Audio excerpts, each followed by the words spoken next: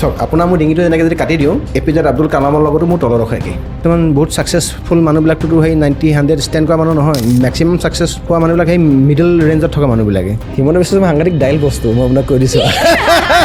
Negative energy আপুনি believe কৰেনে নমস্কাৰ আজি আমাৰ লগত আছে বীৰ লাচিত সেনাৰ মুখ্য সচিব বিকাশ দা নমস্কাৰ বিকাশ দাৰ লগত আজি বহুত কথা পাতিম পলিটিক্সৰ কথাটো পাতিম বাৰু এটা কিন্তু তাৰ উপৰিও মানে মই পাতিম বুলি ভাবিছোঁ য়োগাৰ ওপৰত আপুনি য়োগাৰ টিচাৰ হয় সো য়োগাৰ বিষয়ত আমি পাতিম পলিটিক্সৰ পাতিম আপোনাৰ জীৱনৰ বিষয়েও পাতিম কিছুমান কথা আৰু নাজানো কিমান উলিয়াব পাৰোঁ তথাপিও চেষ্টা কৰি যাম আপোনাৰ মানে কথাখিনি উলিয়াবৰ কাৰণে আৰু সো আপোনাক ৱেলকাম জনাইছোঁ নমস্কাৰ কি খবৰ আৰু আমাৰ হোৱাইট চব মিলি গৈছে তিনিওজনৰ দেই কেনেকৈ মানে কোইনচিডেণ্টলি মিলি গ'ল একদম মিলি গৈছে তাকেতো যিহেতু আপুনি য়োগা টিচাৰ হয় এতিয়াও য়োগা শিকাই আছে য়োগা আপুনি কেতিয়াৰ পৰা কৰে আৰু আপোনাৰ জীৱনত কেনেকৈ প্ৰভাৱ বিস্তাৰ কৰিছে য়োগাটো একচুৱেলি মই সৰুৰ পৰা আপোনাৰ এজমেটিক যিটো ব্ৰিডিং ইছ্যু বা হাঁপানী যিটো প্ৰব্লেম বুলি কয় মোৰ এজমেটিক প্ৰব্লেম আছিলে সৰুৰ পৰা দেউতাৰ আছিল মোৰ দেউতাও আছিলে চ' দেউতাৰ পাছতে মানে মোৰ এজমেটিক প্ৰব্লেম আছিলে যিটো এজমেটিক প্ৰব্লেমৰ কাৰণে মই ধৰিছোঁ সচৰাচৰ যিবিলাক কাম কৰিব লাগে সেইবিলাক কাম কৰিবলৈ অসুবিধা হৈছিলে তেতিয়া 1996ত প্ৰথমতে মই এই মানে চানা খাই যে পেলাই দিয়ে যে কাগজ টুকুৰা তেনেকুৱা কাগজৰ টুকুৰাত পালোঁ যে য়োগা কৰিলে এনেকুৱা ধৰণৰ হাঁপানী বা তেনেকুৱা ধৰণৰ ৰোগ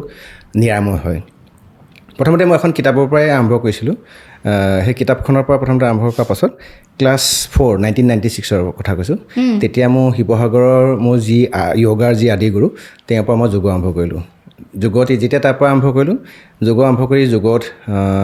পষ্ট গ্ৰেজুৱেট ডিপ্ল'মা যোগত নেশ্যনেল ইণ্টাৰনেশ্যনেলো খেলিছোঁ নেশ্যনেল ইণ্টাৰনেশ্যনেলতো মোৰ চিলভাৰ মেডেল আছে আৰু যোগত পাছত এতিয়া শেহতীয়াকৈ আহি মাষ্টাৰ্ছ কমপ্লিট কৰি ইউনিভাৰ্চিটিৰ পৰা এতিয়া যোগৰ ওপৰতে PhD কৰিছোঁ আৰু যোগ হ'ল মোৰ এটা সমল মানে যিয়ে মোৰ সম্পূৰ্ণ ট্ৰেকটো সলনি কৰিছে আৰু মোক এজন নিৰোগী কৰি ৰাখিছে আৰু যি যুগৰ পৰা বৰ্তমান সময়তো মই প্ৰায় যদি কাউণ্টিং কৰোঁ মই 2000 পৰা 3000 আশে পাশে মানে মানুহক মই য়োগা বিভিন্ন ধৰণৰ ডিজিজ মই মানে কিয়ৰ কৰিছোঁ বা ৰোগমুক্ত কৰিছোঁ বঢ়িয়াচোন আপোনাৰ যিটো প্ৰব্লেম আছিল ঠিক হৈ গ'ল য়োগা প্ৰব্লেম ঠিক হৈ গৈছে 100% 100% মোৰ নাই বৰ্তমান সময়ত মই এজমেটিক প্ৰব্লেম থকা মোৰ পেচেণ্ট আছে মই ধৰি লৈছোঁ হাইপাৰ এক্টিভ পেচেণ্ট আছে হাই ব্লাড প্ৰেছাৰ ধৰি লৈছোঁ ডায়েবেটিছৰ পেচেণ্ট বা বিভিন্ন ধৰণৰ লৈছোঁ প'ষ্টাৰেল যিবিলাক প্ৰব্লেম বা ফিমেলৰ যিবিলাক পাৰ্চনেল ইছ্যুজ তেনেকুৱা ধৰণৰ ইছ্যু প্ৰব্লেমৰ ওপৰতো চাই আছোঁ আৰু গ্লেণ্ডুলাৰ ইছ্যুবিলাক গ্লেণ্ডৰ লগত ৰিলেটেড যিবিলাক ডিজিজ বা বেমাৰ য়োগাৰ যিখিনি এৰিয়ালৈকে ঢুকি পায়গৈ তেনেকুৱা ধৰণৰ পেচেণ্টৰ লগত আমি ডিল কৰি আছোঁ এতিয়া আপোনাৰ লগত চাগে মই তেনেকৈ য়োগৰ ওপৰত ইমান বিস্তাৰিতভাৱে পতা মই দেখা নাই আজিলৈকে নাই পতা নেকি মই নাই পতা এতিয়ালৈকে নাই হোৱা একচুৱেলি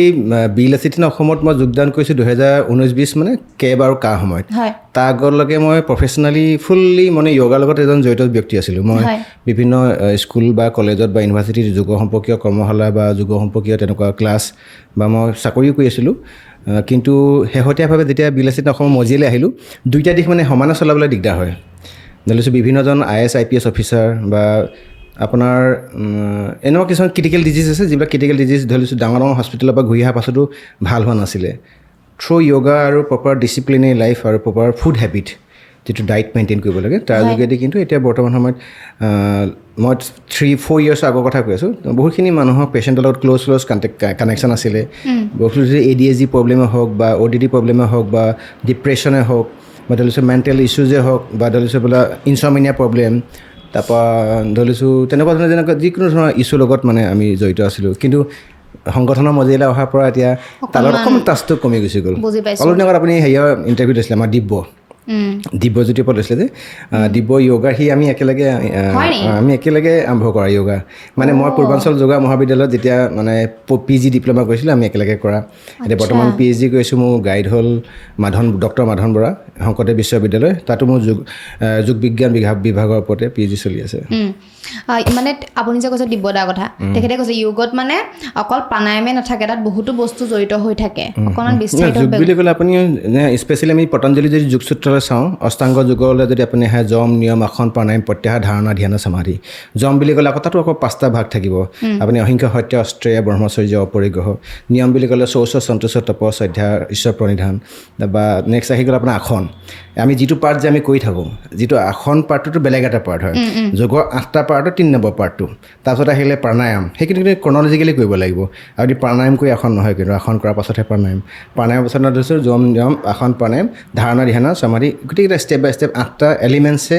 আপোনাৰ যোগটো আপোনাৰ কি কয় এলিমিনেট হৈছে গতিকে যোগ বুলি ক'লে আমি সহজতে আমি আসন কেইটামান বুজি পাওঁ বা কপালভাতি বা অনুলোম বিলোম বা তেনেকৈ 2-4টা প্ৰাণায়াম বুজি পাওঁ কিন্তু সেইটো নহয় যোগ বুলি ক'লে সাংঘাতিক এটা ডিচিপ্লিনেৰী লাইফ হয় মানে হয় আৰু এটা কথা কৈছিলে মানে যোগৰ জৰিয়তে আপুনি মানে নিজৰ আত্মাটো মানে যেতিয়া আপুনি শুই থাকে তেতিয়াতো মানে ট্ৰেভেল কৰিব পাৰি সেইটো কথাটো এনেকুৱা ধৰণৰ হয় এইবিলাক বহুত মানে এটা ডেফ্থ এটা ষ্টাডি হয় ধৰি লৈছোঁ আপুনি যোগৰ জৰিয়তে সাধনাৰ জৰিয়তে আৰু ধ্যানৰ যোগেদি আপুনি মই ভাবি থকাৰ বাহিৰতো কোনোবা বেলেগ এখন পৃথিৱী চাব পাৰে ধৰি লৈছোঁ আপুনি এইটো ইনটিউশ্যন যিবিলাক কৰে মানে আপুনি তাক মানে আপুনি না কৰিব নোৱাৰে চ' যিটো অলৌকিক যিটো শক্তি হয় মানে আপোনাৰ ভিতৰত সোমাই থকা যিখিনি শক্তি তাক জাগ্ৰত কৰিবৰ কাৰণে বিভিন্ন ধৰণৰ ৱেজ আছে সেই য়োগা মেডিটেশ্যন প্ৰাণায়াম হ'ব পাৰে বেলেগ ধৰণৰ সাধনা হ'ব পাৰে আপুনি কৰি পাইছে নে তেনেকুৱা তেনেকুৱা জেগালৈ মই যোৱা নাই কিন্তু মই নৰ্মেলি ধৰি লৈছোঁ যোগৰ লগত জড়িত আছিলোঁ আৰু যিটো এডুকেশ্যনেল ছাইড তাৰ লগত জড়িত আৰু লাষ্ট টাইম নেশ্যনেল ইণ্টাৰনেশ্যনেল খেলিছোঁ 2017 লাষ্ট খেলিছিলোঁ জম্মু কাশ্মীৰ আৰু মোৰ দুইটাতে নেশ্যনেল ইণ্টাৰনেশ্যনেল দুইটাতে মেডেল চিলভাৰ আছিলে মোৰ ষ্টুডেণ্টো ইণ্ডিয়াত মেডেল পাইছে আৰু ষ্টেট লেভেল নেশ্যনেল আৰু ইণ্টাৰনেশ্যনেল লেভেলত মেডেল পাইছে মই বিশেষকৈ স্পৰ্টছ য়োগাত বেছিকৈ কনভাৰ্ট হ'লোঁ পাছলৈ আৰু আপুনি অলৌকিক এইটো শব্দ যিহেতু ইউজ কৰিলে ময়ো আপোনাক সুধিব বিচাৰোঁ নিগেটিভ এনাৰ্জি আপুনি বিলিভ কৰেনে হয় 100% বিশ্বাস কৰোঁ যিটো এনাৰ্জিৰ কাৰণে আপোনাৰ ছুইচাইড হ'ব পাৰে যিটো এনাৰ্জিৰ কাৰণে আপোনাৰ বেয়া লাগিব পাৰে যিটো এনাৰ্জিৰ কাৰণে আপোনাক মনত নিগেটিভ থটছ আহিব পাৰে যিটো এনাৰ্জিৰ কাৰণে আপোনাক মানে নেতিবাচক কথাই আপোনাক আমনি কৰিব পাৰে পজিটিভ এনাৰ্জি যেনেকৈ আছে নিগেটিভ এনাৰ্জি থাকিব পাৰে হয় ঠিক আছে এইটো কথা গম পালোঁ বাৰু বাকী আপোনাৰ জীৱনৰ কথাই সুধিব মন গৈছে আপোনাৰ চাগে সংগ্ৰাম কৰিছে প্ৰত্যেক মানুহৰ জীৱনতে সংগ্ৰাম থাকেই আপোনাৰ কেনেকুৱা আছিলে সংগ্ৰামটো অলপমান কওকচোন মই মানে ইনচিডেণ্টলি এডোখৰ জেগাত পাই গ'লোহি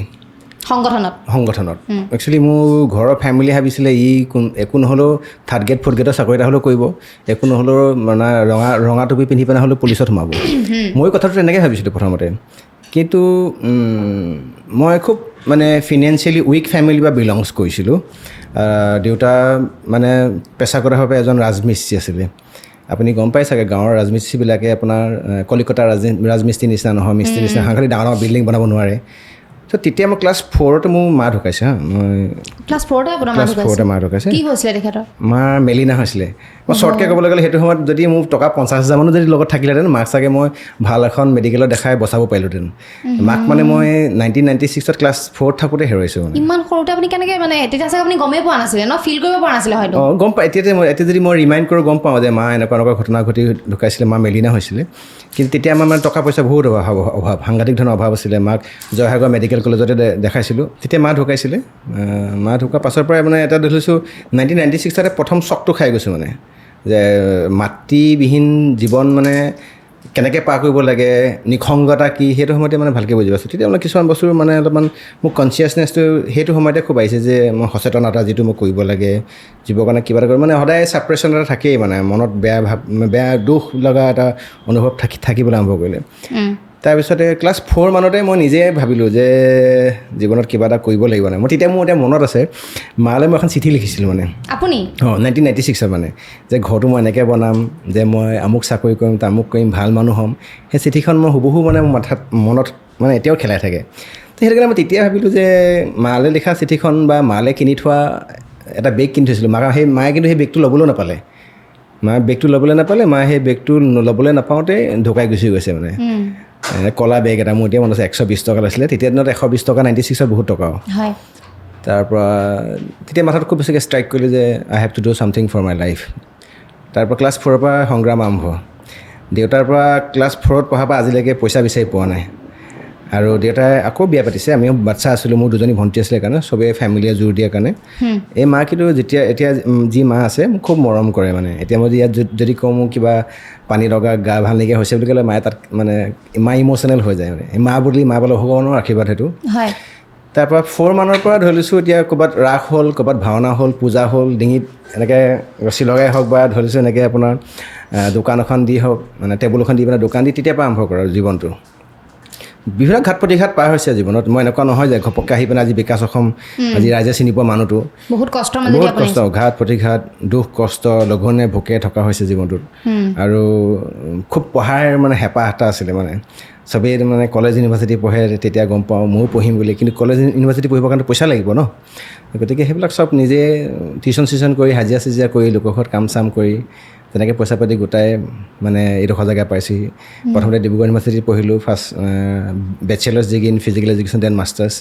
তাৰপিছত আকৌ গুৱাহাটীলৈ আহিলোঁ, গুৱাহাটী ছেকেণ্ড মাষ্টাৰ্ছ। তাৰপিছতে এতিয়া বৰ্তমান PhD কৰিছোঁ। কিন্তু কলেজত পঢ়া দিনত এনেকুৱা হৈছিলে, সমীৰণ ফুকন এতিয়া বৰ্তমান সময়ত যি general secretary all Assam student union আছুৰ, তেওঁলোকৰ এটা লজ আছিলে, অনুৰাগ লজ। সেই অনুৰাগ লজতে মই আছিলোঁ, প্ৰথম 1 বছৰমান থাকিলোঁ। এতিয়া মই সমীৰণক মই লগ পালে আকৌ ক'ম, মানে তেতিয়া মোৰ সিহঁতৰ লজটোত মানে থাকি পেলাই মোৰ মাহেকত যিটো পইচা দিব লাগে, সেই পইচাটো দি পেলাই মোৰ পঢ়িবলৈ পইচা নাছিলে। মানে সুচিত্ৰ বৰুৱা বুলি ক'ব লাগিব, মোৰ লগৰ এজন আছিলে, সি মানে মোক মানে দাইল আলু চাউল এইবিলাক কিনি দিয়ে। কিন্তু মই নোৱাৰাৰ কাৰণে তাৰে জয়সাগৰ এঘৰ মানুহ ঘৰত মই কাম কৰা মানুহ লোৱা নিচিনাকৈ আছিলোঁ। মানে তাৰে এগৰাকী হেৰি আছিলে, আপোনাৰ ৰোগী আছিলে, তেওঁক উঠাব লাগে, তেওঁক চাফা চিকুণ কৰিব লাগে, তেওঁ কেতিয়াবা মানে কানিয়া কাপোৰে পেচাব পায়খানা কৰে, সেইবিলাকো মই চাফা কৰিব লাগে, ভাত চাতো বনাব লাগে, আৰু মই কলেজলৈ আহিব লাগে। এই কথা মই কাকো কোৱা নাই, আপোনাৰ আজি মিডিয়াত মানে আপোনাৰ চেনেলত মই JSS জাম্পিং স্পাইডাৰত কৈ দিছোঁ যে ক'বলৈ মন গ'ল। আৰু মই এনেকুৱা হৈছে মানে তেখেতক ভাত বনাব লাগে, ৰাতিপুৱা ভাত, আবেলি ভাত বনাব লাগে, ৰাতিপুৱা ভাত, আবেলি ভাত বনাই। এবাৰ মোৰ ৰুটি বনাব দিছে, মই জীৱনত প্ৰথম ৰুটি বনাম, আগৰ ৰুটি কেতিয়াও বেলি পোৱা নাই। চ' ৰুটি নেবেলা মানুহবিলাকৰ ৰুটিটো বেলিলে অসমৰ মেপখন টাইপ হৈ যায়। তেওঁলোকৰ মানে যিজন অনাৰজন, মানে বুঢ়াজনে মোক 100 মাৰি দিছে জানানে। তেখেত নাই এতিয়া বাৰু, তেখেত য'ত আছে ভালকৈ থাকক, আত্মা সদগতি কামনা কৰিছোঁ। মই একেচৰে মানে হৃষ্টপুষ্ট মানুহ, মানে মই গৈ একদম তেওঁলোকৰ সেই পাছফালে টিউবৱেলত পৰিছোঁগৈ, মানে বেল নাই এইটো কি চৰ মাৰিলে মই কৈছোঁ মানে সেই মানে কি বনাইছোঁ বুলি। আৰু মই তেওঁলোকৰ ঘৰত কাম কৰি আছোঁ, আৰু দিছোঁ মোক থকা খোৱা ফ্ৰী হ'লে হ'ল, মানে কলেজটো মোৰ পঢ়িব লাগে। মই গম পাওঁ মানে তেতিয়া শিক্ষা ঘাঁহি পাতাল তিতা বুলি বৰদেউতাই কৈছিলে, মানে ইয়াৰ ফলটো বৰ মিঠা। তেতিয়া মই তেনেকৈ আহি পেলাই তাত পঢ়ি থাকোঁতে, ডিগ্ৰী পঢ়ি থাকোঁতে পইচা গোটাইছোঁ। ডক্টৰ শিৱসাগৰ দিলীপ বৰুৱা, ডক্টৰ শিৱসাগৰ আপোনাৰ হেমন্ত বৰুৱা, এডভকেট শ্বেখ চামছে বা অমিত শইকীয়া, তেওঁলোকৰ নাম মই ল'ব লাগিব। তেওঁলোকৰ ঘৰত মই য়োগা শিকাই তেওঁলোকৰ পৰা পইচাটো গোটাই, সেই পইচাই মই ইউনিভাৰ্চিটি পঢ়িম বুলি ডিগ্ৰী পঢ়ি থাকোঁতে গোটাই আছোঁ। তাৰপৰা ডিগ্ৰী কমপ্লিট হ'ল, তাৰপৰা ইউনিভাৰ্চিটি পঢ়িবলৈ আহিলোঁ। ইউনিভাৰ্চিটি পঢ়ি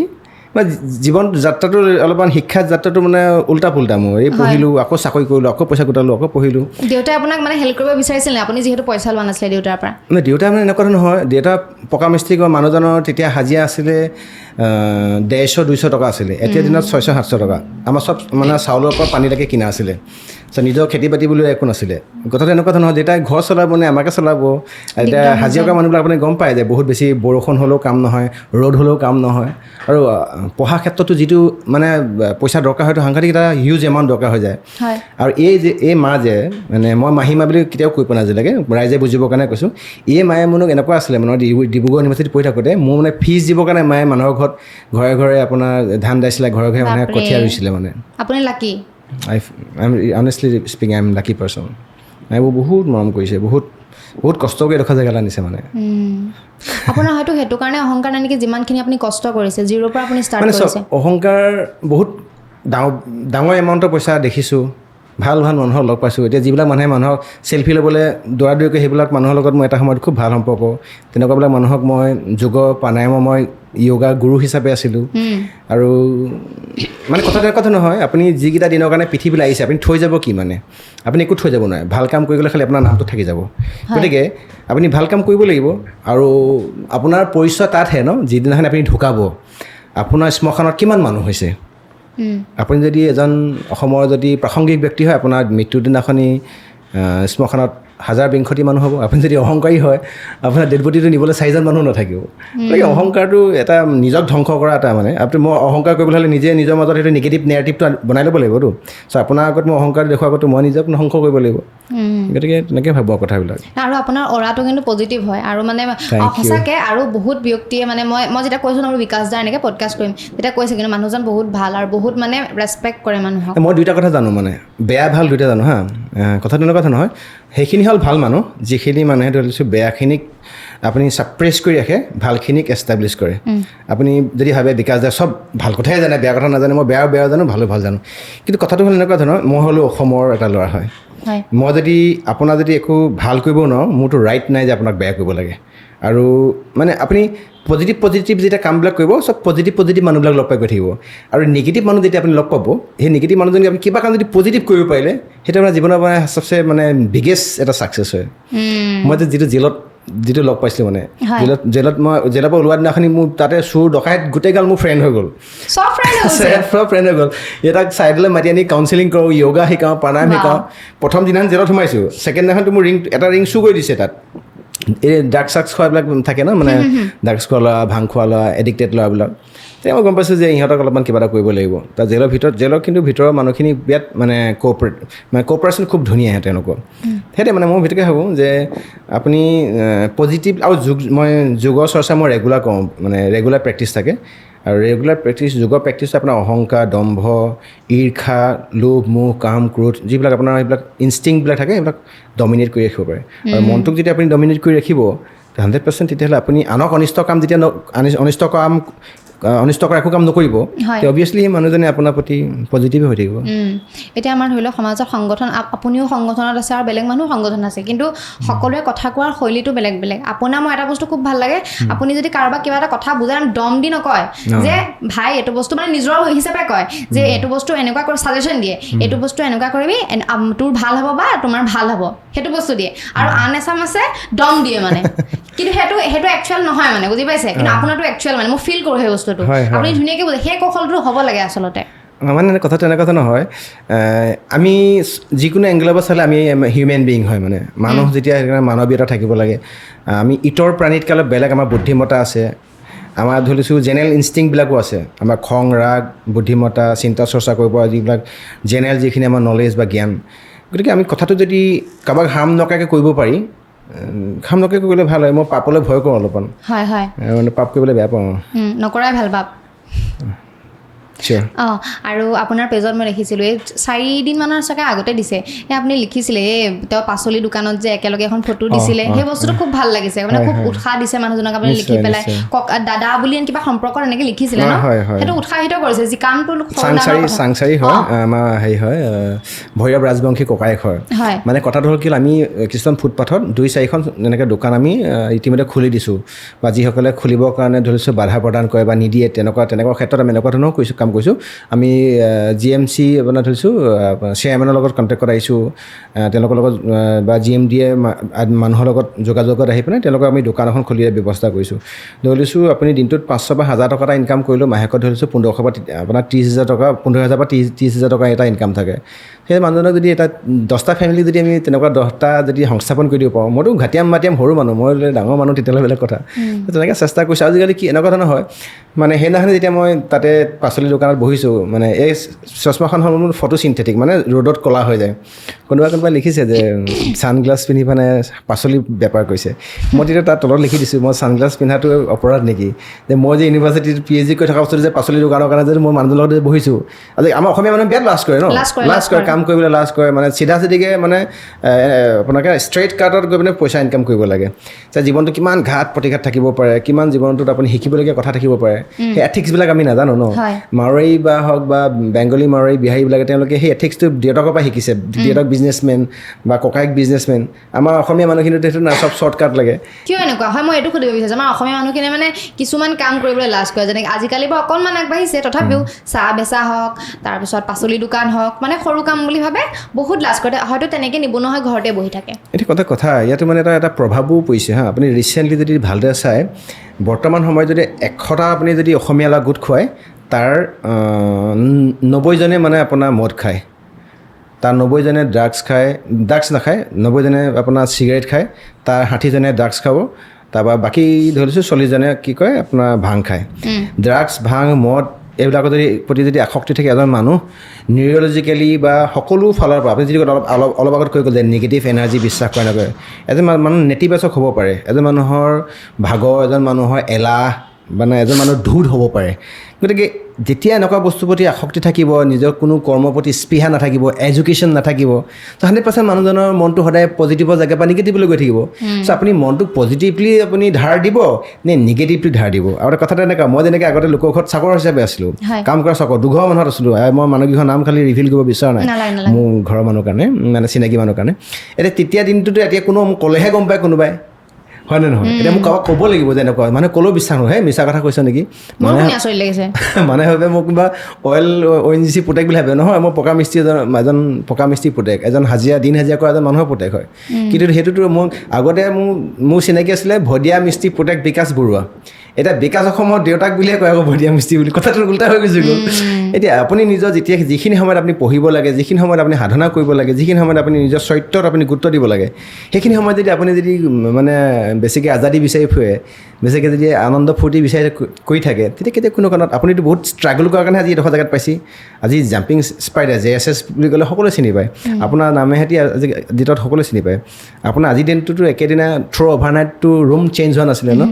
আপুনি কিমান দিনৰ পৰা কৰি যিটো জেগা এই আমাৰ অসমীয়া ল'ৰাবিলাকে বা মই কোৱা নাই যে সকলোবিলাক ল'ৰা একাংশ ল'ৰা বুলি ক'লোতে ভুল হ'ব অধিকাংশ ল'ৰাই এই কথাটো কিন্তু গুৰুত্ব নাই এডুকেশ্যন নাই চব শ্বৰ্টকাট লাগে আৰু মানে কি হৈ গ'ল যিটো তেওঁলোকৰ যিটো মানে গ্ৰুপ যিটো পিয়েৰ গ্ৰুপ হয় সেই গ্ৰুপবিলাকৰ লগত পৰি তেওঁলোকেও মাক দেউতাকৰ পৰা আঁতৰি ৰাখি সহজলভ্যভাৱে আজিকালি ড্ৰাগছ পায় সহজলভ্য আজিকালি ৱাইন শ্বপ ঘৰৰ পদূলি মুখে গতিকে এজন মানুহে চাওক আপোনাৰ মোৰ ডিঙিটো যেনেকৈ যদি কাটি দিওঁ APJ আব্দুল কালামৰ লগতো মোৰ তলত ৰখা একে ডিঙি তলত কিন্তু APJ আব্দুল কালাম বেলেগ আপুনি বেলেগ দালাই লামা বেলেগ বা মালালা বেলেগ এটা কাৰণতে যে ই তেনেকৈ চিন্তা কৰে এতিয়া তেনেকৈ চিন্তা কৰিবৰ কাৰণে মানুহজনৰ পৰিৱেশ লাগিব ওলাই উঠি পিনে আপুনি চাবচোন আপুনি ঘৰত আজিকালি আপুনি যোৰহাটতো থাকিব পাৰিলেহেঁতেন আপুনি গুৱাহাটী কিয় ওলাই আহিলে আপুনি কটনলৈ কিয় ওলাই আহিলে হয় নহয় আপুনি পোহৰৰ বাট বিচাৰি সন্ধানী এগৰাকী কি কয় ব্যক্তি হিচাপে ওলাই গুচি আহিলে গতিকে সেইখিনি মানে জাতিটো সকলো ফালৰ পৰা অধপতনে গৈ আছে এতিয়া মানে মোৰ কেতিয়াবা ভয় হয় যে জয় আই অসম ক'বৰ কাৰণেও মানে আমাৰ ডেকা চামৰ বা গাভৰু চামৰ গাত জোৰ নহ'বগৈ নেকি আৰু এটা কথা মই আজি কৈ যাওঁ পইচা দিয়েচোন আনে জয় আই অসম ক'বলৈ সেইটো কি আছে তাত মই তাত সোমাবগৈ বিচৰা নাই আৰু কথাটো হ'ল এনেকুৱা ধৰণৰ দেই মই আপোনাৰ চেনেলৰ যোগেদি মোৰ এটা মানে মাতৃ সমাজলৈ এটা মোৰ অনুৰোধ থাকিলে আগতে আমি দেখিছিলোঁ যেতিয়া আমি সৰু হৈ আছিলোঁ আমাৰ দেউতাহঁতে আমাৰ দদাইদেউ বা আমাৰ বৰদেউতাহঁতে যেতিয়া মদ খাইছিলে আমাৰ বৰমা বা বাইদেউহঁতে মনা কৰিছিলে যে মদ নাখাবি মদ খালে বেয়া মদ খালে আমুক হয় কিন্তু এতিয়া আকৌ যি আপোনাৰ আধুনিক নাৰী সমাজৰ এচাম আণ্টিয়ে মানে এই কি কয় দেউতাক আৰু দদায়েকতকৈ বেছিকৈ মদ খাব লৈছে আগতে মানে এনেকুৱা ধৰণৰ আছিলে ঘৰত কোনোবাই মদ খালে বাধা দিয়ে কোনোবা মানুহ আছিলে এতিয়া যদি মাকেও খায় মদ জীয়েকেও খায় যদি মদ পুতেকেও খায় বাপেকেও মদ খায় তেতিয়া সমাজখন কোনফালে গতি কৰিব অঁ চুলিখিনি চুটিকৈ কাটি ৰঙা ৰং কৰি ল'ব মদ আৰু এইটো নহ'লে সঁচা দেই বিল্লু আন্টি এইবিলাক মোক এইটোতো গালিয়ে দিব দিয়ে কোনোবাই গালি দিলে দিয় এতিয়া ৰিচেণ্ট অলপ দিনৰ আগতে এটা হৈ গৈছে ফাকুৱাত যে অসভ্যালি দেখিছেনে ছোৱালী এগৰাকীয়ে সমাজখন বিষাক্ত কৰা একোটা তেওঁলোক কীটনাশক এটা পোক হয় এনেকুৱা সেই পোকটোৰ ল'ৰাও হ'ব পাৰে সেই পোকটো বা ছোৱালী হ'ব পাৰে কিন্তু আমি সমাজখন মানে ভালকৈ ৰখাৰ ক্ষেত্ৰত কেৱল মানে যে আপোনাৰ গুৰুত্ব আপোনাই আছে মোৰে আছে নহয় মানে 3,40,00,000 প্ৰত্যেকজন মানুহ আছে সমাজ এখন যেতিয়া বিশৃংখল হ'ব এইটো আহি থকা দিনত নৱপ্ৰজন্মক ই মানে বেলেগ এটা ছাইডে ঢাল খুৱাব হয় নহয় আৰু এটা কথা সুধিব মন গৈছে মানে আজিকালি মই লক্ষ্য কৰিছোঁ হা ল'ৰা ছোৱালীবিলাকৰ মাজত সেই শিষ্টাচাৰ মানে জেনজিখিনি দেই কিছুমান দেই জেনজি বুলি ৱৰ্ডটো ইউজ কৰিছোঁ যিহেতু তেনেকুৱা মানে ইউজ কৰা হয় আজিকালি ত' তেওঁলোকৰ মাজত শিষ্টাচাৰটো ডাঙৰক কেনেকৈ ব্যৱহাৰ কৰিব লাগে যেনেকৈ ডাঙৰ এজন ব্যক্তি গ'লে ভৰিটোক গুচাই দিব লাগে বহিবলৈ আসন দিব লাগে সেইখিনি কিন্তু কম দেখা পাইছোঁ কিয় হৈছে বুলি ভাবে আপুনি মন কৰিছেনে কথাখিনি সেইটোতো মন কৰিবলগীয়া যিটো কাৰণতে আপুনি যদি ভালদৰে চায় যিটো যুৱ শৃংখলতা যিটো ষ্টুডেণ্ট আনৰেষ্ট প্ৰব্লেম সেই প্ৰব্লেমটো দিনে দিনে বাঢ়ি গৈছে আৰু পশ্চিমীয়া সংস্কৃতিৰ যি এটা কুপ্ৰভাৱ মানে সেই কুপ্ৰভাৱটো বাৰে বাৰে এটা কাৰণে বাঢ়িবলৈ সুবিধা পাইছে যে পাঠ্যক্ৰমবিলাক আগৰ নিচিনা নহয় আপুনি মই পঢ়াৰ আগৰ পাঠ্যক্ৰমবিলাকে যেনেকৈ আপোনাৰ শিষ্টাচাৰ শিকাইছিলে মূল্যবোধৰ শিক্ষা শিকাইছিলে বা ভেলু এডুকেশ্যনৰ কথা আছিলে আজিকালি এডুকেশ্যনবিলাক ছিষ্টেমটো এনেকুৱা হৈ গৈছে যে অকল মানে চাৰ্টিফিকেট বা মাৰ্কশ্বিট কেন্দ্ৰিক চ' চাৰ্টিফিকেট আৰু মাৰ্কশ্বিট কেন্দ্ৰিক যেতিয়া শিক্ষা ব্যৱস্থা হ'ব যেতিয়া সকলোৱে মানে মাৰ্কছ আৰু চাৰ্টিফিকেটৰ পিছে দৌৰাদৌৰি কৰিব তেতিয়া 100% মূল্যবোধৰ কথা নাথাকিব কিন্তু শিক্ষা বিভাগে বা ষ্টেট এডুকেশ্যন বৰ্ডে এইটোৰ ওপৰত গুৰুত্ব দিব লাগে যে এজন ব্যক্তি বা এজন ছাত্ৰ বেয়া হোৱা মূলতে মানে স্কুলৰ পাঠ্যক্ৰমো হ'ব পাৰে গতিকে আপুনি মই সেইটো সময়ত পঢ়িছিলোঁ যিটো সময়ত আমি এজন ছাৰ আমাৰ শিক্ষাগুৰু দেখিলে আমি চাইকেলৰ পৰা নামি দিছিলোঁ শিক্ষাগুৰু দেখিলে ভৰিত চুই আমি সেৱা কৰিছিলোঁ কিন্তু সেই বস্তুবিলাক এতিয়া নাইকিয়া হৈ গুচি গ'ল সেই বস্তুবিলাক যেতিয়া নিশিকোৱা হ'ল তেতিয়া মানে সাত্বিক গুণবিলাকৰ পৰিৱৰ্তে ৰাজসিক আৰু তামসিক গুণবিলাক বেছিকৈ আহিবলৈ হ'লে কিন্তু মই এতিয়াও ঘৰলৈ গ'লে মা আৰু দেউতাৰ ভৰিত ধৰি সেৱা কৰোঁ বছৰেকৰ বিহুৰ দিনাখনি তেওঁলোকক মই তামোল পাণ দি পিনে এখন শৰাই দি পিনে সেৱা কৰোঁ ঘৰৰ পৰা বাহিৰলৈ ওলাই আহিলেও সেৱা কৰোঁ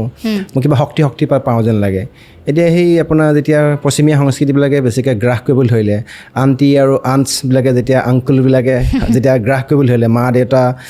আৰু পিতাই বৌতি শব্দবিলাক নাইকিয়া হ'বলৈ ধৰিলে সেই আংকুল আণ্টিবিলাকে বেছিকৈ গ্ৰাস কৰাৰ কাৰণে বেছি অত্যাধুনিক মানে ব্যক্তি হ'বলৈ যোৱাৰ কাৰণে বেছি মডাৰ্ণ হ'বলৈ যোৱাৰ কাৰণে সকলোবিলাক হেৰাই গুচি গৈছে সেয়েহে আপুনি যদি ভালদৰে চাই বৰ্তমান সময়ত ইম'শ্যনছ বুলি কোৱা বস্তুটো নাইতো মানুহে মানুহৰ প্ৰতি ইম'শ্যনছ নাই জন্তু যদি ইম'শ্যনছ আছে আজি মানুহৰ নাই আজি আপুনি ঘৰত পোহা ডগীটোৱে যিমানখিনি ইম'শ্যনছ আছে সেইখিনি ইম'শ্যনছ ককায়েক বায়েক ভনীয়েকৰ মাজত নাই এডোখৰ সৰু মাটি ভাগ কৰিবলৈ যাওঁতে ককায়েকে ভায়েকক ঘপিয়াই কাটি টুকুৰা টুকুৰি কৰি দিয়ে গতিকে এই ইম'শ্যনছবিলাক নাই this is all about education ছিষ্টেমটোত ক'ত কেওন লাগি আছে যি আপোনাৰ ধৰিছোঁ গুৰুকুল ছিষ্টেমত আপুনি যাবগৈ নালাগে কিন্তু যিটো আপুনি 15-20 বছৰ আগত যিবিলাক পাঠ্যক্ৰম আছিলে পাঠ্যক্ৰমবিলাক অলপমান ইফাল সিফাল কৰাৰ ক্ষেত্ৰত এডুকেশ্যন বৰ্ডে ক'ৰবাত গুৰুত্ব দিব লাগে নেকি কিখিনি বস্তুৰ ওপৰত গুৰুত্ব দিলে এজন ছাত্ৰই সৰুৰ পৰা মানে জ্যেষ্ঠজনক আপোনাৰ শ্ৰদ্ধা লগৰজনক মৰম কনিষ্ঠজনক আপোনাৰ মৰম কৰাৰ উপৰি এইবিলাক শিকিব যে সেই শিকিবৰ কাৰণে এডুকেশ্যন ছিষ্টেমটোৰ ওপৰতো গুৰুত্ব দি দৰকাৰ এতিয়া ৰাতিপুৱা বা গধূলিলৈকে আপুনি চাবচোন মাক দেউতাকে অকল বাচ্ছাৰ পাছে দৌৰি ফুৰে কেৱল দৌৰি ফুৰে তাৰ কাৰণে যে মোৰ বাচ্ছাই 90+ পাব লাগে কেতিয়াবাতো দেখিছোঁ আমি কিছুমান বহুত ছাকচেছফুল মানুহবিলাকটোতো সেই 90-100 ষ্টেণ্ড কৰা মানুহ নহয় মেক্সিমাম ছাকচেছ হোৱা মানুহবিলাক সেই মিডল ৰেঞ্জত থকা মানুহবিলাকে যিয়ে শিষ্টাচাৰো জানে মাক দেউতাকক চিনি পায় আৰু এডুকেশ্যন ছিষ্টেমটো আমাৰ ভুল হৈছে এটা কাৰণতে এতিয়া বৰ্তমান সময়ত চাবচোন আপুনি খুব ব্যস্ততাৰ কাৰণে মাক দেউতাকে নিজৰ ল'ৰা ছোৱালীক আপোনাৰ ঘৰৰ পৰা বুকুৰ মৰমৰ পৰা আঁতৰাই ৰাখি পিনে হোষ্টেলত ৰাখে কিন্তু এইটো প্ৰাসংগিকো হয় ক'ৰবাত নহয় ক'ৰবাত আপুনি ৰাখিব লাগিব কিন্তু সেই সৰুতে বাচ্ছাতে যে দেউতাক মাকৰ বুকুৰ মৰমৰ পৰা আৱেগ অনুভূতিবিলাক বুজি নোপোৱাকৈ আঁতৰাই দিছে সেইটো কাৰণে সিহঁতে যেতিয়া চাকৰি কৰি পিনে ডাঙৰ মানুহ হয় সেইটো কাৰণে দেউতাক মাকক আপোনাৰ কি কয় বৃদ্ধাশ্ৰমত ৰাখি দিয়ে টিট ফৰ টেট এইটোতো বহুত বেছি হাৰ্ড হৈছে কিন্তু ৰিচেণ্টলি এটা মানে ষ্টৰী কাৰণে কণ্টেক্ট কৰিছিলে তেওঁ কৈছে এগৰাকী নিউজতো পাইছিলে এগৰাকী ছোৱালীয়ে আৰু তেওঁৰ হাজবেণ্ডে মাকৰ সম্পত্তি চব লৈ গুচি গ'ল মাকক এৰি থৈ গুচি গ'ল হাজবেণ্ডৰ লগত সেইটো ইম'শ্যনছ নাই এডুকেশ্যনটো তেনেকুৱা হ'ব লাগিব শিক্ষাটো কি হয় শিক্ষাই আপোনাৰ ৰূপান্তৰ কৰে শিক্ষাই আপোনাৰ পৰিৱৰ্তন কৰে শিক্ষাই আপুনি ধৰিছোঁ নজনা কথাটো আপোনাক বুদ্ধি আৰু বিবেকত সোমোৱাই দিয়ে আমাক এনে শিক্ষা দৰকাৰ যি শিক্ষাই আপোনাৰ চাকৰি এটা দিয়াৰ উপৰিও চাকৰি নাথাকিলেও যদি আপুনি ছাৰ্ভাইভ কৰিবলৈ শিকে আজিকালি এনেকুৱা মানুহ দিছোঁ IITনো বহুত ছুইচাইড কৰিছে বহুত মেট্ৰিকত ষ্টেণ্ড কৰা ডিষ্টিংশ্যন পোৱা বাচ্ছাই ল'ৰাই ছুইচাইড কৰিছে যদি শিক্ষাটো যদি প্ৰপাৰে হ'লহেঁতেন কেতিয়া কোনো এইটো হ'ব নালাগিছিলে গতিকে সেইটোতো অলপমান গুৰুত্ব দিয়াটো দৰকাৰ পৰিৱেশটো ঘৰৰ পৰা বনাব লাগিব মাক দেউতাক বায়েক ভনীয়েক বংশ কুটুম আত্মীয় কুটুম্বে সেই বস্তুটোৰ ওপৰত গুৰুত্ব দিব লাগিব আৰু ই আপোনাক অলপ সময় আগত মই তাকে কৈ গৈছিলোঁ আমাৰ ছ'চাইটিখন বা যুৱ চামক ধ্বংস কৰি দিয়া একদম মূলতে প্ৰথম পাশুপাত অস্ত্ৰপাতে হ'ল মদ মই চৰকাৰক ইয়াৰ পৰা মই কৰজৰিয়তে এটা অনুৰোধ জনাব বিচাৰিছোঁ যে মদ বুলি কোৱা বস্তুটোৰ পৰা অলপমান অঁতৰাই ৰাখিলে ভাল হয় মানে আপুনি যদি 4,500 লিটাৰ এদিনত যদি মদ বিক্ৰী কৰিবলৈ যদি নিষেধাজ্ঞা জাননী জাৰি কৰে তেতিয়াহ'লে 4,500 লিটাৰ মদ বিক্ৰী কৰা মানে ধেমালি নেকি 4,500 লিটাৰ মদ এটা এৰিয়াত মানুহে ইমান গাখীৰে নাখায় লকডাউনৰ মনত আছেনে কিমান কোটি টকা বিক্ৰী হৈছিল তাকেতো হায়েষ্ট চবচে ৰেভিনিউ মদৰ পৰা কালেকশ্যন হয় ধেমালি নেকি কিবা এটা উৎসৱ পাৰ্বণ আহিলে 12 কোটি 13 কোটি টকা মদ বিক্ৰী হয় অসম চৰকাৰে কিয় গুজৰাটৰ মডেল বাৰে প্ৰত্যেকটো ক্ষেত্ৰতে বিজেপি চৰকাৰখনে গুজৰাট মডেলৰ কথা কৈ থাকে হয়নে এইখন চৰকাৰে কিয় গুজৰাটৰ মানে যিটো মদৰ ক্ষেত্ৰত যিটো গুজৰাটে যিটো মডেল লৈছে বিহাৰে যিটো মডেল লৈছে মদৰ ক্ষেত্ৰত কিয় ল'ব নোৱাৰে বেলেগ ফালৰ পৰা তেওঁলোকে ৰেভিনিউ কালেক্ট কৰক আজি ধৰিছোঁ মানে 98 টকা লিটাৰ পেট্ৰল তাত 1 টকা বঢ়াই দিয়ক আমাৰ একো ক'বলগীয়া নাই যদি আলুৰ দাম যদি 20 টকা আৰু 1 টকা বঢ়াই দিয়ক কিন্তু ৰেভিনিউটোৰ পৰা মদৰ পৰা কালেকশ্যন কৰিব যাতে আমাৰ সৰু বাচ্ছাবিলাকে উদগনি পাইছে কম বয়সীয়া তাতে এনেহে লিখি থকা থাকে সুৰাপান স্বাস্থ্যৰ বাবে ক্ষতিকৰ 21 বছৰ তলত হ'লে মদ বিকা বা 18 বছৰ তলত হ'লে মদ বিকা এলাও নাই বুলি কোনেনো সুধি থাকে যে আজিকালিতো 15 বছৰ এটা ল'ৰা সি এচাত মানে জয়াল ডেকা তাৰ বয়সটো সুধি কোনো মদ বিক্ৰী নকৰে গতিকে যুৱচাম ধ্বংস হৈ গৈছে লাহে লাহে এইটো কিন্তু গুৰুত্ব দিয়াটো প্ৰত্যেকজন ব্যক্তিয়ে দৰকাৰ কাৰণ কাইলৈ অসমৰ মাননীয় মুখ্যমন্ত্ৰী হিমন্ত বিশ্ব শৰ্মাই আহি পেলাই কাৰ সন্মুখত ভাষণ দিব ৰাইজৰ সন্মুখতেতো ভাষণ দিব লাগিব সেই ৰাইজে যদি কোনো মাথাত একো চিন্তা চেতনা নথকা মানে উদণ্ড হয় তেতিয়াহ'লেতো সেইখন চৰকাৰৰ ৰজা হৈ কাৰোবাৰ কিবা লাভ আছে জানো এই মতটো একেবাৰে বন্ধ হ'বনে ভাবেনে আপুনি এইটো কথাটো এনেকুৱা ধৰণৰ এইটো অনুশোচনা নিজৰে হ'ব লাগিব আৰু মদবীবিলাকে মদ খোৱা মানুহবিলাকে যেতিয়া এডিকশ্যন চেণ্টাৰত যায় মই এডিকশ্যন চেণ্টাৰ এটাত মই আপোনাৰ গভৰ্ণমেণ্টৰ তাতে মই আপোনাৰ কৰ্মী হিচাপে আছোঁ যেতিয়াই ৰিয়েলাইজ কৰে তেতিয়া কিন্তু হাতত সময় নাথাকে যিমান এডিক্টেড মানুহৰ নহওক লাগিলে এডিকশ্যন এটা হ'ল মানে এটা ৰিকভাৰিং প্ৰচেছ ই ৰিকভাৰ্ড প্ৰচেছ নহয় মানে গতিকে লাইফ টাইম আপুনি এডিকশ্যনটো হোৱাৰ পিছত আকৌ হ'ব পাৰে আপুনি কিবা কাৰণত 2 মাহ নাখালে তাৰপিছত আকৌ খাব পাৰে কিন্তু কথাটো এনেকুৱা ধৰণৰ যেতিয়া এজন মানুহে মানে অনুশোচনা হয় যে মই মদ খাব নালাগে তেতিয়া তেখেতৰ বয়স 40-45 হয় চ' 40-45 বছৰ বয়সত না তেওঁ পঢ়িব পাৰে না তেওঁ চাকৰি এপ্লাই কৰিব পাৰে যোৱা বছৰ মই চাইছিলোঁ 100টা আপোনাৰ 31 ডিচেম্বৰত 100টা এক্সিডেণ্টৰ 100জন অসমীয়া মানুহ ঢুকাইছে অসমত থকা মানুহ ঢুকাইছে তাৰে 90জনৰ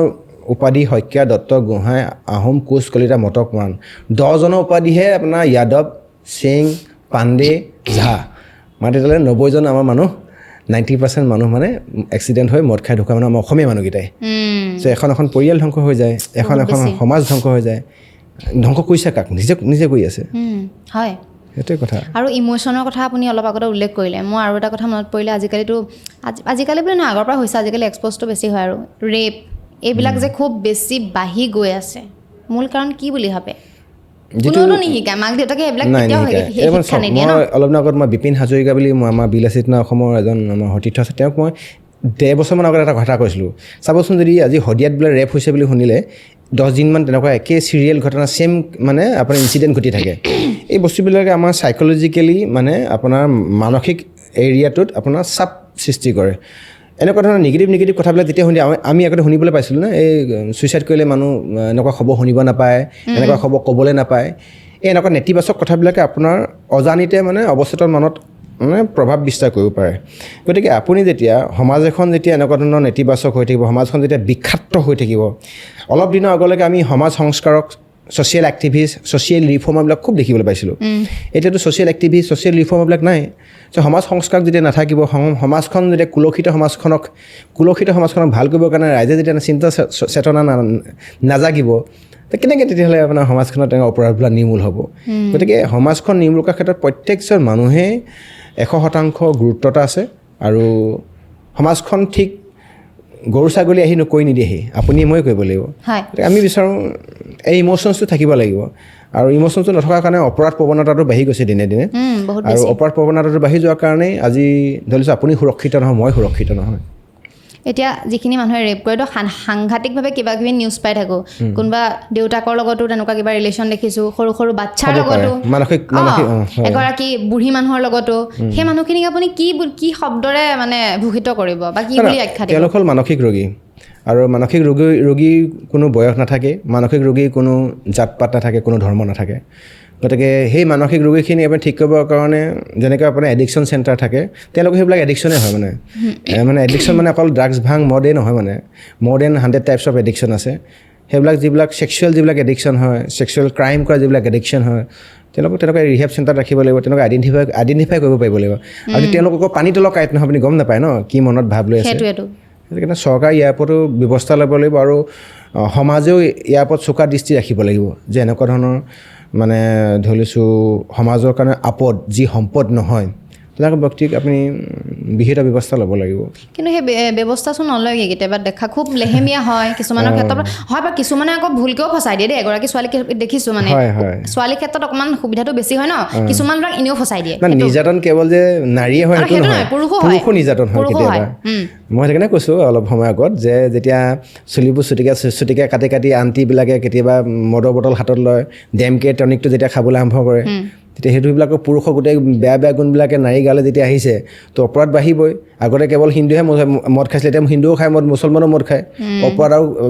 বেছিকৈ বাঢ়িব আগতে অকল পুৰুষে খাইছিলে এতিয়া মহিলাও খায় পুৰুষো খায়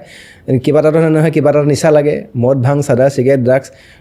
আপুনি কিমতে ভকতি এৰিলোঁ ব্ৰহ্মাই দি কৰি এৰিলোঁ ৰাতিপুৱা শুই উঠি মানে আপুনি মই নামঘৰত যাবলৈ প্ৰাৰ্থনা কৰিবলৈ থাপনাখন পাহৰিলোঁ আই পিতাই ভৰিকেইটা আমি চুবলৈ মানে এতিয়া কি কৰোঁ সংকোচ কৰোঁ চ' সেই আই পিতাই ভৰি চোৱা সময়ত আমি কি কৰে মোবাইলটো উলিয়াই পিনে তাত আমাৰ বিভিন্ন ধৰণৰ আপুনি অলৰেডি গম পায় আৰ্টিফিচিয়েল ইণ্টেলিজেঞ্চ AI এপে আপোনাৰ যি চাই তেনেকুৱা ধৰণৰ নিগেটিভ নিউজ দি থাকে চ' আপুনি সেই যেতিয়া নিগেটিভ এখন সমাজত সোমাই থাকিব ক'ত কিমতে ভকতি আৰু ব্ৰহ্মা আদি কৰি পাত্তা পাব ঠিক কথা কৈছে আৰু মই এটা কথা মনত পৰি গৈছে হোমেন বৰগোহাঁই ছাৰে এখন কিতাপত লিখিছিলে দেই মানে নিউজতটো এতিয়া ধৰি লওক এজন মানুহে যেতিয়া ৰেপ কৰে পাশবিক বুলি নকয় জানো কিন্তু পাশবিক বুলি কোৱাটো মানে ভুল মানে কৈছে জীৱবোৰৰ লগত কেতিয়াও মানে কৰিব নালাগে কাৰণ জীৱ এটা মানে জীৱই যদি আন এটা জীৱক খায় সেইটো বিবেকৰ তৃপ্তিৰ কাৰণে হেৰি নকৰে মানে কিন্তু এজন মানুহে আন এজনক যেতিয়া ৰেপ কৰে তেতিয়াতো বিবেকৰ তৃপ্তিৰ কাৰণে কৰে গতিকে সেইটো মানে জীৱকুলক মানে হেৰি কৰাহে হয় মানে অপমান কৰাহে হয় মানে সেই কথাটো মনত মানে আহি গৈছে এতিয়া বিদ্যান পুৰুষসকলে যিবিলাক কথা কৈ থৈ যায় তেওঁলোকে প্ৰত্যেকটো কথা এটা মানে সাংঘাতিক ধৰণৰ এটা বেদবাক্য বা বেদবাণী ৰিচাৰ্চ অৰিয়েণ্টেড হয় তেওঁলোকে কোৱা কথাবিলাক গতিকে সেই কথাবিলাক মই এটাকে কৈছোঁ আপোনাৰ এডুকেশ্যনটো ছিষ্টেম চেঞ্জ হ'বই লাগিব এডুকেশ্যনটোত ভেলু এডুকেশ্যন দেউতাক মাকৰ প্ৰতি সন্মান মই আপোনাক অলপ আগত সেইটো কাৰণে কৈ গ'লোঁ জ্যেষ্ঠজনৰ প্ৰতি আপোনাৰ এইখিনি সন্মান লগৰজনৰ প্ৰতি বুজাবুজি সৰুজনৰ প্ৰতি মৰম থাকিলে যেতিয়া আপুনি নিজৰ মা দেউতাক আপুনি বাহিৰত থকা চকুকেইটাই আপুনি কাপোৰে কানিয়ে দেখে বেলেগৰ ভনীয়েক বা বেলেগৰ মাকক বা বেলেগৰ ভনীয়েকক ভিতৰৰ চকুকেইটা আপুনি একেলগে চাবলৈ শিকিব লাগিব ভিতৰৰ চকুত আপুনি বেলেগকৈ দেখিব বাহিৰৰ চকুৰে আপুনি সন্মান প্ৰদৰ্শন কৰিব কিন্তু আপুনি কাৰোবাৰ ওপৰত মানে লোলুপ দৃষ্টি ৰাখিব ই কেতিয়াও কোনো কাৰণত সমাজখন সংস্কাৰ নকৰে গতিকে সমাজ সংস্কাৰকৰ বৰ্তমান সময়ত খুব প্ৰয়োজন আছে ভাল কথা কোৱা ভাল কথা মানে কাউন্সিলিঙৰ প্ৰয়োজন আছে কাউন্সিলিংটো নাইকিয়া হৈ গৈছে গ'লতো আজি তেতিয়া আপুনি মোৰ আপোনাৰ যদি ইণ্টাৰভিউ যদি এঘণ্টা হয় এই এঘণ্টা কথা শুনিবৰ কাৰণে কেনেকৈ কিমান যে হামি মাৰিব ঠিকনা নাই কিমান হামি মাৰিব হামিয়ে শেষ হৈ যাব কিন্তু মই এঘণ্টা নহয় 5 ঘণ্টা বহি থাকিলেও আপোনাৰ মোক কেতিয়াও হামি নাহে কাৰণ মই নিজক ভাল পাওঁ নিজক কাৰণে মই আজি চাদা চিগেট মদ ভাং নাখাওঁ ৰাতিপুৱা শুই উঠিয়ে মই সেই ব্ৰহ্মপুৰত ময়ো আসন প্ৰাণায়াম কৰোঁ মেডিটেশ্যন ৰেগুলাৰ থাকে মোৰ 2 ঘণ্টা থাকে তাৰপিছত আপোনাৰ এই ষ্টুডিঅ' পাছফালে আছে doctor Hitesh Deka sir university আপোনাৰ প্ৰাক্তন উপাচাৰ্য দৈনিক অসম কাকতৰ বৰ্তমান তেখেতে মুখ্য সম্পাদক তেখেতকো মই ৰাতিপুৱা য়োগা কৰাওঁ মই ভাল এটা ফেমিলিৰ মাজত বিলংছ হৈছোঁ মই এটা আপোনাক সৰু কথা এটা কৈ যাম আপুনি এইটো নাভাবিব যে বিলাসিত অসমৰ মজিয়ালৈ অহা ল'ৰাখিনি চব ধোৱা তুলসী পাত হা তাতো 2-4জন আছে যিয়ে মানে কেতিয়াবা ক'ৰবাত এটা দুটা ফৰ্মুঠি মাৰে মানে ধৰিছোঁ ক'ৰবাত এটুপি দুটুপি খায় সেই যিখিনি মানুহে ধৰি লৈছোঁ সেই তেনেকুৱা ধৰণৰ বেয়া অভ্যাসবিলাক আছে আজি আহি সংগঠনত সোমোৱাৰ পাছত 6 মাহ এবছৰ ভিতৰত সিহঁতে মোৰ সান্নিধ্যত আপোনাক এইটো মই চেলেঞ্জেই ক'ব পাৰোঁ সিহঁতে আগৰ তুলনাত কিন্তু সম্পূৰ্ণকৈ সলনি হ'বলৈ চেষ্টা কৰে বহুত ভাল কথা নিজেও নাখায় আৰু আনকো খাব নালাগে বুলি কথাখিনি কয় সেইটো হ'ল আপোনাৰ এটা ৰূপান্তৰ গম পাইছেনে গতিকে আমিতো চাৰ্টিফিকেট চাই পেলাইতো সংগঠনত কাকো যোগদান নকৰাওঁ কিন্তু যি আহি যোগদান কৰে মই প্ৰত্যেকজন মানুহক সেইখিনি বস্তু শিকাওঁ যে নিজক ভাল পোৱা মানুহজনে কেতিয়াও কোনো কাৰণত নিজৰ ওপৰত অত্যাচাৰ নচলায় হয়নে মই গাখীৰ খাবলৈ নকওঁ কিন্তু মই মদ খা বুলি নকওঁ গতিকে কিন্তু মই অলপ দিনৰ আগত এটা ফেচবুকত পষ্ট লিখিছিলোঁ যে জাতিটোক মদ ভাং চাদা চিগেটে কোঙা কৰি নিছে গতিকে তহঁতে অলপ চিধা হ মদ খাবলৈ এৰিবিনে সাংঘাতিক মানুহৰ ৰিয়েকশ্যন কোনে মদ খাবলৈ এৰিবি বুলি ক'লে ইনবক্সত বহুত আহি কৈছে দাদা আপোনাক আজিৰ পৰা শপত দিছোঁ আমুক নাখাওঁ তামুক নাখাওঁ মই জানো মোক দিয়া শপতটো এইটো এনেই আৰু ধৰিছোঁ সপোনত দিয়া শপত কি আকৌ খাব কিন্তু মই এইটো লাগি থাকিম মানে ধৰিছোঁ মই আজি যদি 10 বছৰ চেষ্টা কৰি 10 বছৰ যদি মই 10জন মানুহকো সলনি কৰিব পাৰোঁ this is the right education for me মোৰ কাৰণে মানে উচিত শিক্ষা সেইটোৱে হয় সংগঠনৰ কথা পাতিম কিন্তু আৰু এটা কথা মনত পৰিছে এই অলপ কেইদিনমানৰ আগত যে হৈছিলে আপুনি এইটো কথা ক'লে যে চুটি কটা আণ্টিবিলাকৰ কিছুমানে উপদ্ৰৱ চলে মদৰ বটল লৈ পেলাই ন আপুনি এইটো কি হিচাপে চাই দেই মানে এগৰাকী ছোৱালীয়ে মানে কেতিয়াবা এনেকৈ কয় ন যে মইতো মানে ল'ৰাৰ নিচিনা কাম কৰিব পাৰোঁ ল'ৰাই মানে সকলো সমান এনেকুৱা হিচাপে যে কথাখিনি কোৱা আমি শুনো বা এইটো সম অধিকাৰ আছে কিন্তু সকলো ক্ষেত্ৰতে হয় জানো কিছুমান ক্ষেত্ৰত অকণমান বেলেগ নেকি আৰু সেইটো কাৰণে অলপমান বেলেঞ্চটো নহয় নেকি আজিকালি ৰিলেশ্যনো হওক সম্পৰ্ক হওক যিকোনো বিবাহৰ পাছতো ডিভ'ৰ্চ বেছি হয় কি ভাবে আপুনি সেইটো কথাটো হ'ল এনেকুৱা ধৰণৰ মই আপোনাক কৈছোঁ ন যে এজোপা গছৰ পুলি লহপহকৈ বাঢ়িবৰ কাৰণে তাক সাৰ দিয়া পানী দিয়া প্ৰয়োজন আছে এজন মানুহে ভাল চিন্তা কৰিবৰ কাৰণে ইতিবাচক কথাৰে মানুহজনে ইতিবাচক খাদ্য সাত্বিক আহাৰ সত্ত্বগুণ যি আৰ্জন কৰিব পাৰে সি হ'ল সাত্বিক আহাৰ আমি বেছিকৈ তামসিক আৰু ৰাজসিক আহাৰ খাওঁ সাত্বিক আহাৰ হ'ল ভাল মনে বনোৱা আহাৰ ভাল পৰিষ্কাৰ পৰিচ্ছন্নকৈ বনোৱা আহাৰ তামসিক আহাৰ হ'ল সেইখিনি য'ত তমস্সু গুণ আছে ওম অসতুমা সদ্গময় তমস্সুমা জ্যোতিৰ্গময় মৃত্যুমা মৃতংগময় ওম শান্তি শান্তি শান্তি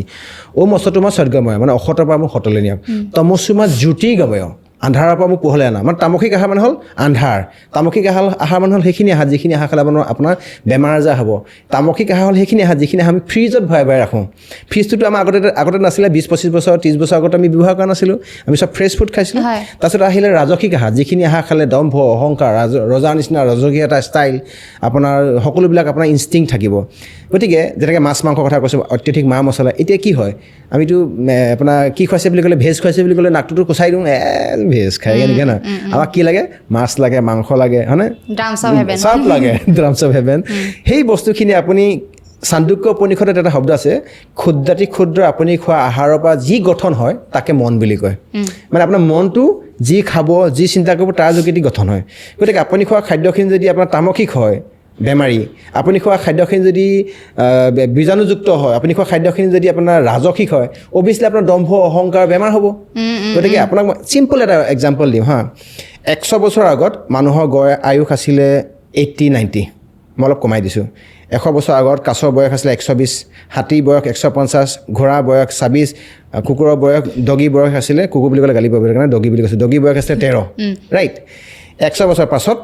বাকী সব প্ৰাণী ইতৰ প্ৰাণী বয়স 26 13 120 150 হৈছে কিন্তু মানুহৰ বয়স 100ৰ পৰা চিধাকৈ নামি সেই 55 হৈ গ'ল হয় কিয় the reason behind is due to because of living style due to because of food habit due to because of এইবিলাক যে unnecessary tension stress আগতে আপোনাৰ এই ডায়াবেটিছ প্ৰেছাৰ এইবিলাক নাছিলে মূৰ্ছা যোৱা বুলি কয় এইবিলাক নাছিলে এতিয়া কিন্তু আপোনাৰ 20-25 বয়সৰ ল'ৰা হাৰ্টৰ প্ৰব্লেম হৈ ঢুকাইছে 15-20 বছৰ বয়সৰ ল'ৰা আপোনাৰ প্ৰেছাৰ ডায়াবেটিছ ফেটি লিভাৰ এই নতুন যে ডিজিজবিলাকৰ নাম গম পাইছোঁ due to because of food due to because of bad living style আৰু বেঞ্জামিন ফ্ৰেংকলিনে দাৰ্শনিক এটা কথা কৈ গৈছিলে early to bed and early rise makes a man healthy wealthy and wise সোনকালে শুব লাগে সোনকালে উঠিব লাগে কিয় যে সোনকালে শুলে সোনকালে উঠিলে সোনকালে আপোনাৰ কি হয় আপুনি এজন জ্ঞানী হ'ব ভাল চিন্তা কৰা এজন ব্যক্তি হ'ব মানে চাওক এতিয়া গুৱাহাটীত ধৰিছোঁ ফৰ এক্সাম্পল 10 লাখ গাড়ী চলি আছে কিন্তু আৰ্লি মৰ্ণিং 3:30 পৰা 5:30লৈকে হাৰ্ডলি 5,000 গাড়ী চলিব 5,000 গাড়ী চলি থাকোঁতে কি কয় পৰিৱেশটো বেছি আপোনাৰ প্ৰদূষণ হ'ব নে আপোনাৰ 10 লাখ চলি থাকোঁতে হ'ব অভিয়াছলি ৰাতিপুৱা তেতিয়াহ'লে ফ্ৰেছ এয়াৰ থাকিব সেইটো টাইমত আপুনি যদি কিমতে ভকতি কৰে সেইটো টাইমত যদি আপুনি ব্ৰহ্মাধিকাৰী গায় সেইটো টাইমত যদি আপুনি গীত ৰাগ তাল বা আপুনি আসন প্ৰাণায়াম যদি ধ্যান ধাৰণা থাকে তেতিয়া কি হ'ব পজিটিভ এনাৰ্জিটো গাত বেছিকৈ সোমাব চ' যেতিয়া আপুনি পজিটিভ এনাৰ্জি গাত বেছিকৈ সোমাব তেতিয়াহ'লে আপুনি obviously you will think everything in positive way মানে চব কথা পজিটিভলি ভাবিব চ' গতিকে আমি দেৰিকৈ 1:30-2টাত শুওঁ ৰাতিপুৱা আমি সূৰ্য দেখিবলৈ নাপাওঁ সূৰ্য চিধা আহি মাথাৰ ওপৰ পাইহি তো আমি ৰাতিপুৱা 10:30-11:30 উঠোঁ গতিকে প্ৰকৃতিৰ পৰা যিমান আপুনি আঁতৰি আহিবলৈ চেষ্টা কৰিলে সিমানে আপুনি আপোনাৰ আয়ুস কমিলে চিন্তা চেতনাবিলাকত মানৱীয়তা নাইকিয়া হৈ গ'ল হাঁহ কুকুৰা এটা মাৰিবৰ কাৰণে আমি আগতে 10 বাৰ ভাবিছিলোঁ এতিয়া মানুহৰ ডিঙিটো কাটি দিবৰ কাৰণে 10 বাৰ নাভাবোঁ লাগিলে জেলো যাম থানাও যাম মতলব নাই 10 টকাৰ কাৰণে মাৰি দিয়ে মানুহ আপুনি ঝংকাৰৰ কথা গম পায় বা অভিনীল হত্যাকাণ্ডৰ কথা গম পায় গতিকে সেই কথাখিনি আপুনি চিন্তা চেতনাৰ ওপৰত ডিপেণ্ড কৰিব চব প্ৰকৃতিৰ পৰা আমি আঁতৰি আহিলোঁ এটা কথা চাব হা মই এটা আপোনাক চেলেঞ্জ আছে আপুনি এজন য়োগী নাম ক'ব নোৱাৰে যিজন মানুহে যোগ সাধনা কৰে যাৰ মৃত্যু 30-40-50ত হৈ গৈছে 30 বছৰত কোনোবা ঢুকাইছে 50 বছৰত ঢুকাইছে কিন্তু আপুনি নৰ্মেল লাখজন মানুহৰ নাম ক'ব পাৰিব যাৰ মৃত্যু 20-25 বছৰ বয়সত অকাল মৃত্যু হৈছে মানে যোগে আপোনাৰ জীৱনটো তেতিয়াহ'লে সঠিক ৰূপত লৈ যায় যোগ প্ৰাণায়াম যেতিয়া আপুনি কৰিব এজন মানুহৰ এইবিলাক যিকোনো ধৰণৰ বাৰ্ধক্য যিকোনো ধৰণৰ ৰোগ সেইবিলাক নাথাকিব আপুনি মানে 70-80-90 ইয়েৰ্ছলৈকে এজন সুঠাম ব্যক্তি হৈ থাকিব সুস্বাস্থ্য এজন ব্যক্তি থাকিব শাৰীৰিকভাৱে আপুনি শক্তিশালী হৈ থাকিব মানসিকভাৱে শক্তিশালী হৈ থাকিব আৱেগিকভাৱে ধীৰ স্থিৰ হ'ব সামাজিকভাৱে কৰ্মপটু হ'ব সমাজৰ প্ৰতি দায়বদ্ধশীল ব্যক্তি আৰু ভগৱানৰ প্ৰতি ভয় আৰু ভক্তি থকা এজন ব্যক্তি হ'ব তাৰ কাৰণে আপুনি ভাগৱত গীতা কোৰাণ বা আধ্যাত্মিক দিশটোৰ লগত আপুনি সংপৃক্ত হ'ব লাগিব আপুনি যদি আধ্যাত্মিক দিশটোৰ পৰা আঁতৰি আহে তেতিয়াহ'লেতো উচ্ছৃংখলতাটো বাঢ়িবই আৰু ধৰ্মত বা সেই যিখিনি কিতাপ থাকে সেইখিনিতো ভাল কথা শিকায় কেনেকৈ জীৱনটো চলি যাব ধৰ্মটো আপোনাক এটা লাইন শিকাই দিছে জীৱনটো কেনেকৈ ধাৰণ কৰিব লাগে জীৱন ধাৰণ প্ৰণালীটো কেনেকৈ হ'ব আপোনাক অলপ আগত কৈ গ'লোঁ যে সেই শ্ৰদ্ধা ভক্তি মৰম চেনেহ আন্তৰিকতা সেইবোৰ শব্দটো এতিয়া কেইদিনমানৰ পিছত আপুনি চিৰিয়াখানাতে পাব সেইটো প্ৰিজাৰ্ভ কৰি থ'ব এতিয়া সেইটো শব্দ নাইকিয়া হৈ যাব কেৱল ডিক্সনেৰীত থাকিবগৈ এখিলা পাতত শ্ৰদ্ধা ভক্তি নাইকিয়া হৈ গ'ল মৰম চেনেহ নাইকিয়া হৈ গুচি গ'ল যিকোনো ক্ষেত্ৰতে আমি যিকোনো ধৰণৰ সিদ্ধান্ত লৈ ল'ব পাৰোঁ হয় বেছিকৈ কৈছোঁ নিব নাই ঠিকে আছে নাই ভাল লাগিছে অলপমান বেলেগকৈ পাতিছোঁ ন ভাল লাগিছে আৰু বাকী সৈতে সংগঠনৰ কথালৈ সংগঠনৰ লগত কেতিয়াৰ পৰা জড়িত হ'ল কওকচোন গোটেইখিনি কথা 2020 চনৰ পৰা তেতিয়া কেব আৰু ভাবিলে সংগঠন নাই মই সংগঠন মানে কৰিম বুলি কেতিয়াও ভবা নাছিলোঁ কিন্তু মই শিৱসাগৰ কলেজত পঢ়োঁতে বা ডিব্ৰুগড় বিশ্ববিদ্যালয়ত পঢ়োঁতে ষ্টুডেণ্ট পলিটিক্সত মই আছিলোঁ তাৰ পৰা ভাবিছিলোঁ দে ইউনিভাৰ্চিটি কমপ্লিট কৰিম বা PhD নেট লগাম তাৰপিছত হৈছোঁ কলেজৰ প্ৰফেচাৰ সময় মানে চলিব আৰু তেনেকৈ আৰু 2019-20 চনৰ আপোনাৰ যিটো আপোনাৰ কেব বা কা যি আপোনাৰ এটা সাংঘাতিক ধৰণৰ এটা মহামাৰী আহিলে তেতিয়াতো আপুনিও ওলাই আহিছিলে প্ৰতিবাদ কৰিবৰ কাৰণে ময়ো ওলাই আহিছিলে এক্সাইজেড চব মানুহ ওলাই আহিছিলে তো এই বস্তুটো মোৰ বেয়াকৈ মাথাত সোমাই গুচি গ'ল যে জাতিটোৰ কাৰণে কিবা এটা কৰিব লাগে মই কেব আৰু কৰোণা সেই টাইমটোক মই এটা কাৰণে টাইমটোক এটা কাৰণে ধন্যবাদ জ্ঞাপন কৰিম যে মই যে জাতিটোৰ কাৰণে অলপমান এনেকৈ এক্টিভলি কৰিব লাগে বুলি ভাবিছিলোঁ তাৰ আগত কিন্তু মই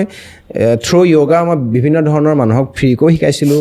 ছাত্ৰ ছাত্ৰীবিলাকক মানে ভাল কৰিবৰ কাৰণে চেষ্টাও চলাইছিলোঁ কিন্তু এতিয়া মই খুব সাংঘাতিককৈ জাতীয় জীৱনৰ কামত সোমাই গুচি গ'লোঁ 2020 পৰা যেতিয়া সোমাই গুচি গ'লোঁ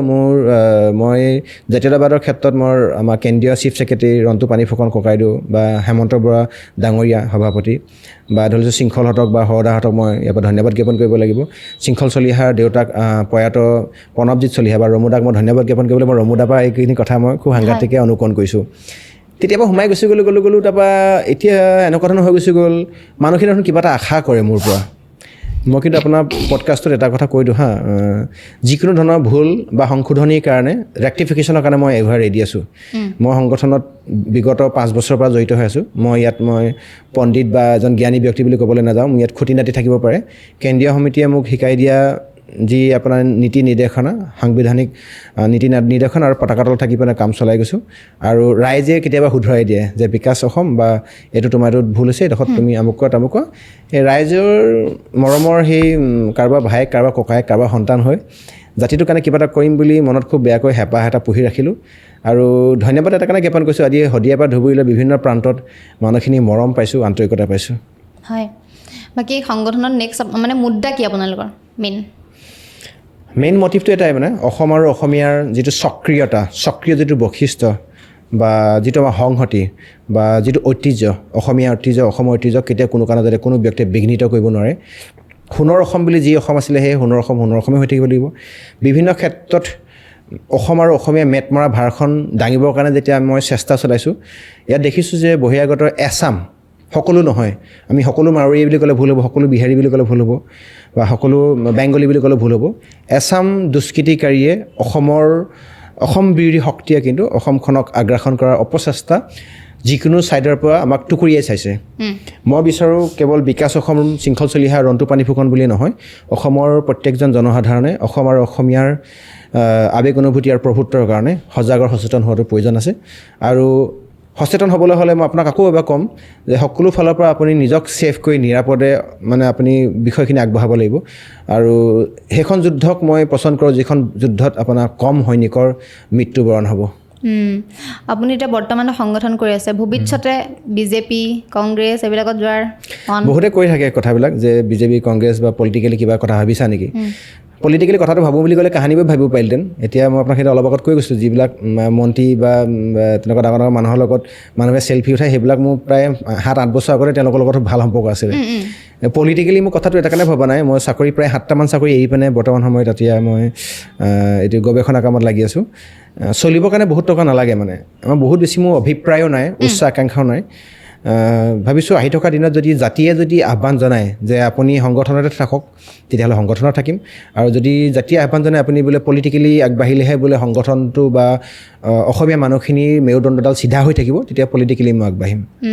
পলিটিক্স কৰিবলৈ হ'লে মানুহজন অলপ বেয়া হ'ব লাগিব নেকি মানে দুৰ্নীতি কৰিব পাৰিব লাগিব নেকি তেতিয়াহে পলিটিক্সত টিকি থকাটো সম্ভৱ নেকি নে বেছি ভাল হ'লে অকণমান দিগদাৰ হয় বেছি ভাল হৈ পেলাই পলিটিক্সত জয়লাভ কৰিবলৈ অকণমান দীঘলীয়া টাইম লাগে মোৰ ধৈৰ্য আছে যেতিয়া বেছি ভাল হৈ থাকিবৰ কাৰণে মানে ভাল হৈ থাকিবৰ কাৰণে চেষ্টা চলাম হয় এই বহুত আগৰ কথা এই হিতেশ্বৰ শইকীয়া দিনৰ কথা অলপমান কওকচোন জানিব মন গৈছে তেওঁৰ বিষয়টো গম পাইছোঁ তেওঁ এজন ভাল মুখ্যমন্ত্ৰী আছিল বুলি আমি শুনো আপুনি এইটো বেছিকৈ জানিব অকণমান কওকচোন মই কম পাইছিলোঁ তেখেতক মই কিন্তু তৰুণ গগৈ ছাৰক খুব ওচৰৰ পৰা লগ পাইছোঁ তৰুণ গগৈ ছাৰক মই সেই য়োগা প্ৰাণায়াম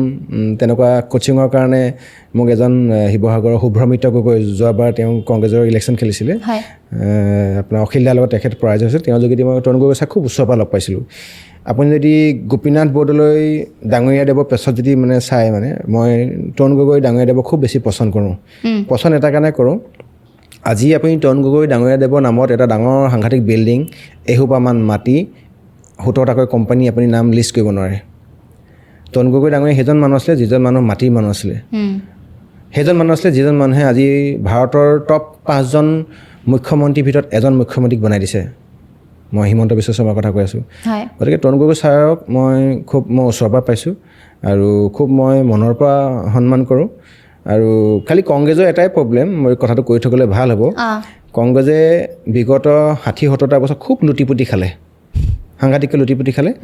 দুৰ্নীতি তৰুণ গগৈ ছাৰে এটা ইণ্টাৰভিউত কৈছিলে যে এনেকৈ সুধিছিলে সাংবাদিক এজনে যে পলিটিক্সত দুৰ্নীতি হয় না মই কৰিছোঁ বোলে কেতিয়াবা কৰিব লগা হয় অপেন মাইণ্ডেড মানুহ এই লুটিপুটি খালে কাৰণে এতিয়া কিন্তু বিজেপিয়ে সাংঘাতিক এটা ঝাটকা দি আছে এইটো ৰিভাইভ কৰিবৰ কাৰণে ইয়াক কি কংগ্ৰেছৰ অকণমান সময় লাগিব আৰু ধৰি লৈছোঁ চবৰে এণ্ডিং এটা থাকে আৰু ভাল কিবা এটা হোৱাৰ আগত খুব বেয়া হৈ থাকে আপুনি দেখিছে এতিয়া চাগে খুব বেয়া হৈ আছে ভাল কিবা এটা হ'বগৈ আৰু সকলোৱে লক্ষ্মণ ৰেখাটো ক্ৰছ কৰিব নালাগে মানি চলিব লাগে আৰু হিমন্ত বিশ্ব শৰ্মা ডাঙৰীয়া কিন্তু এটা সাংঘাতিক ডাঙৰ গুণ আছে মই জনাত তেওঁ যেতিয়া মানে প্ৰথম মুখ্যমন্ত্ৰী আছে মুখ্যমন্ত্ৰী হৈ পিনে যদি ভুল নহয় ব্ৰেকফাষ্টটো চাগে আপোনাৰ প্ৰতিদিন টাইমৰ মালিকৰ ঘৰতে কৰিছেগৈ জয়ন্ত বৰুৱা ডাঙৰীয়াৰ ঘৰত কিন্তু জয়ন্ত প্ৰতিদিন টাইমে হওক বা অসমীয়া প্ৰতিদিনে হওক একদম হিমন্ত বিশ্ব শৰ্মাৰ এগেইনষ্টত চিধাচিধিকৈ লিখি থকা পেপাৰ আৰু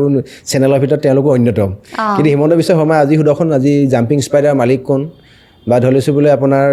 কি কয় ক্ৰছ কাৰেণ্টৰ মালিক কোন বা ধৰি লৈছোঁ বোলে দৈনিক অসমৰ মুখ্য সম্পাদকৰ নাম কি চব জানে A to Z তেওঁৰ নখদৰ্পণত সেই বস্তুখিনি কংগ্ৰেছত যেতিয়ালৈকে নাথাকিব তেতিয়ালৈকে কেতিয়াও কোনো কাৰণত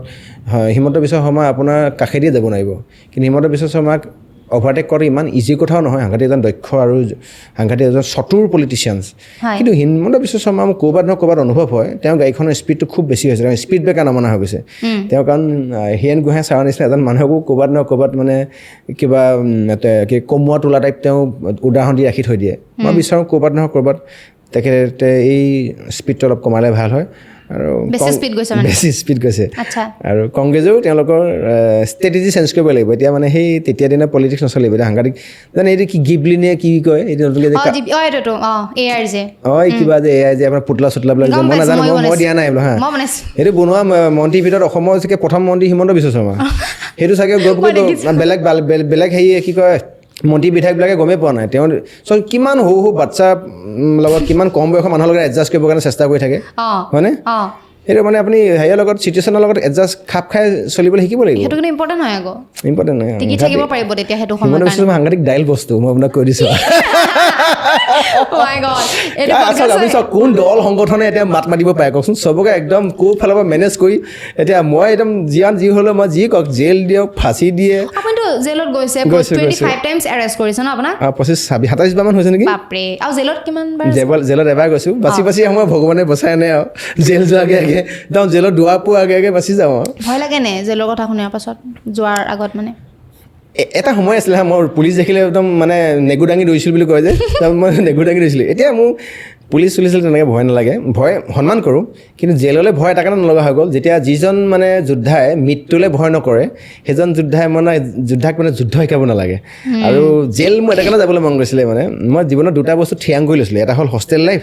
আৰু এটা হ'ল মানে এই সংগঠনত যোগদান কৰাৰ পাছত শৃংখলাটো বহুতবাৰ জেল খাইছে শৃংখলা দেউতাকে 127 বাৰ খাইছে শৃংখলা খাইছে 27 বাৰ 27 বাৰ নে 29 বাৰ মোৰ ভুল নাই হোৱা যদি তো মই ভাবিলোঁ শৃংখলতে জেল খাইছে জেলনো কি বস্তু ভিতৰতো কেনেকুৱা হয় চাবলৈ মন গ'লে সেইকাৰণে এবাৰ জেল খালোঁ বেয়া পোৱা নাই আকৌ খাবলৈ ৰেডি হৈ আছোঁ যদি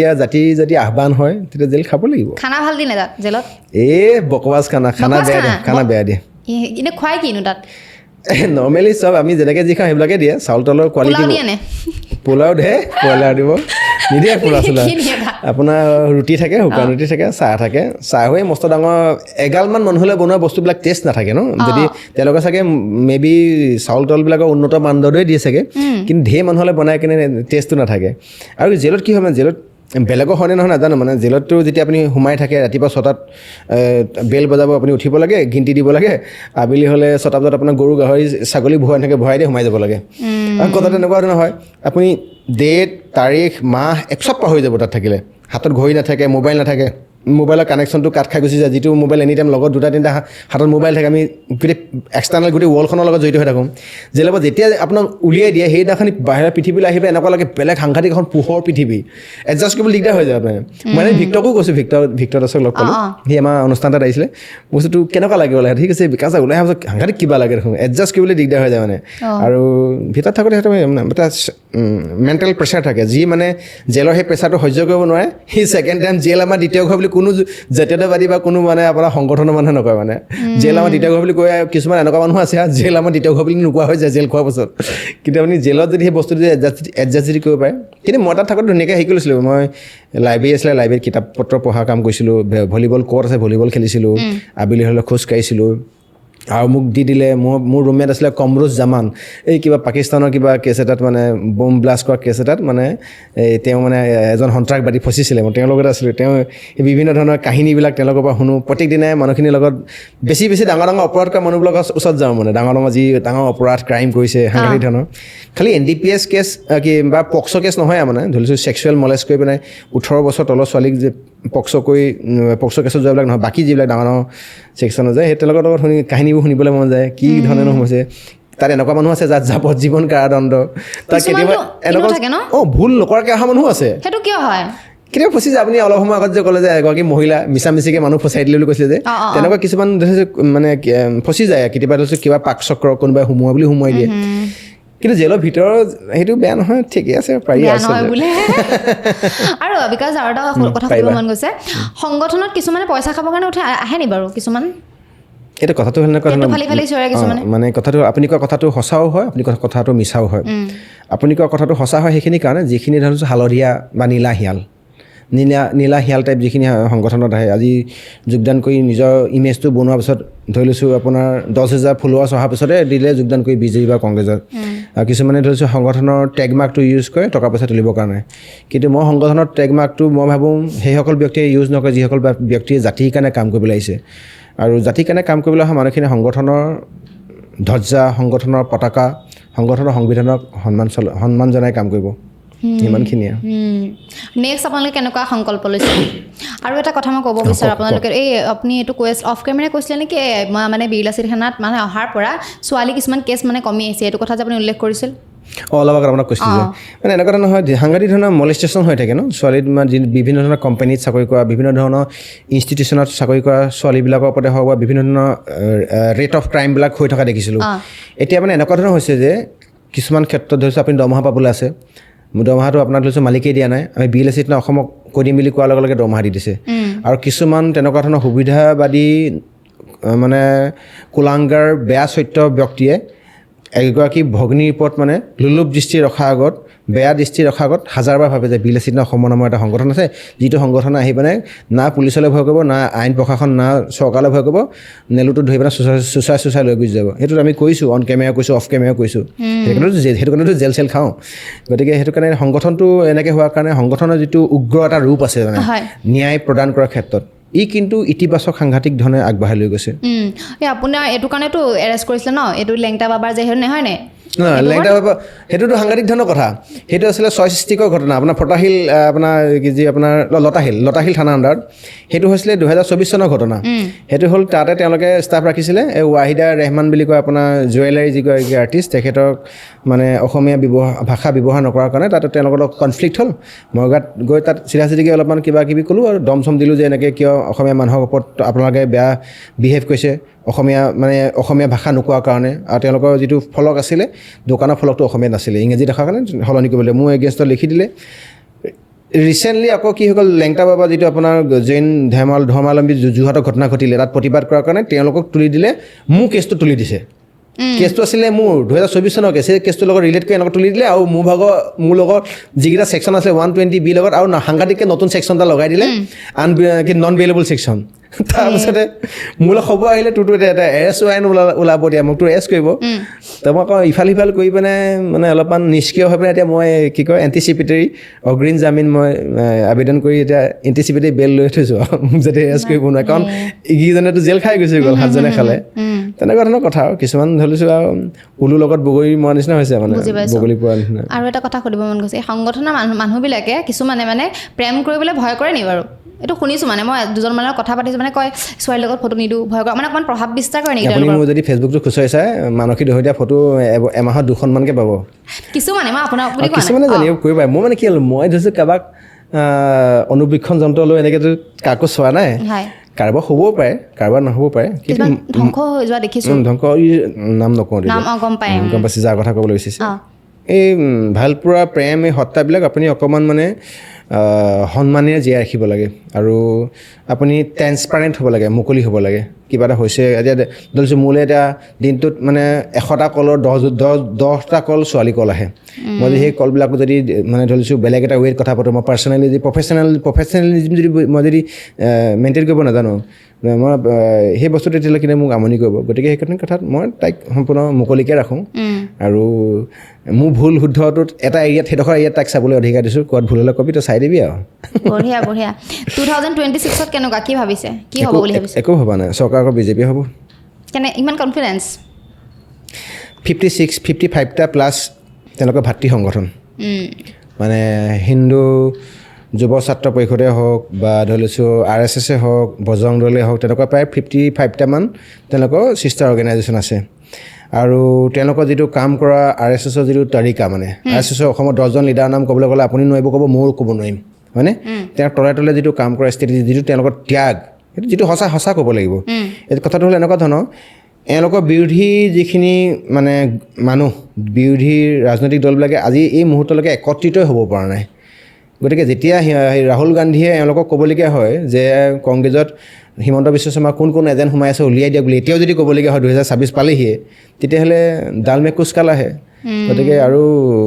বিজেপি কাম কৰাৰ ষ্টাইলটো অলপ বেলেগ ধৰণৰ হয়, সাংঘাতিক ধৰণৰ তেওঁলোকৰ মানে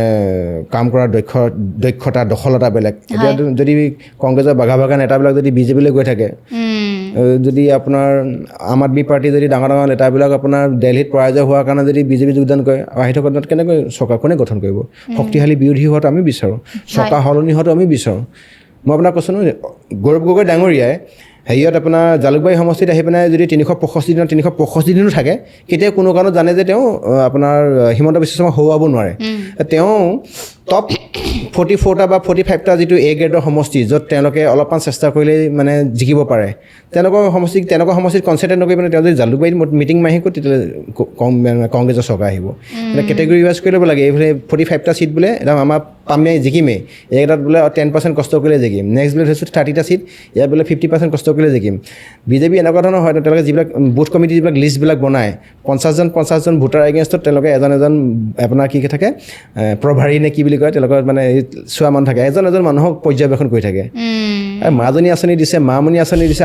মই ক'লে কোৱা নাই, এডুকেশ্যন নোহোৱালৈকে আপুনি পটককৈ চেঞ্জ কৰিব নোৱাৰে। মাজনী আঁচনি, মামণি আঁচনি, কিবা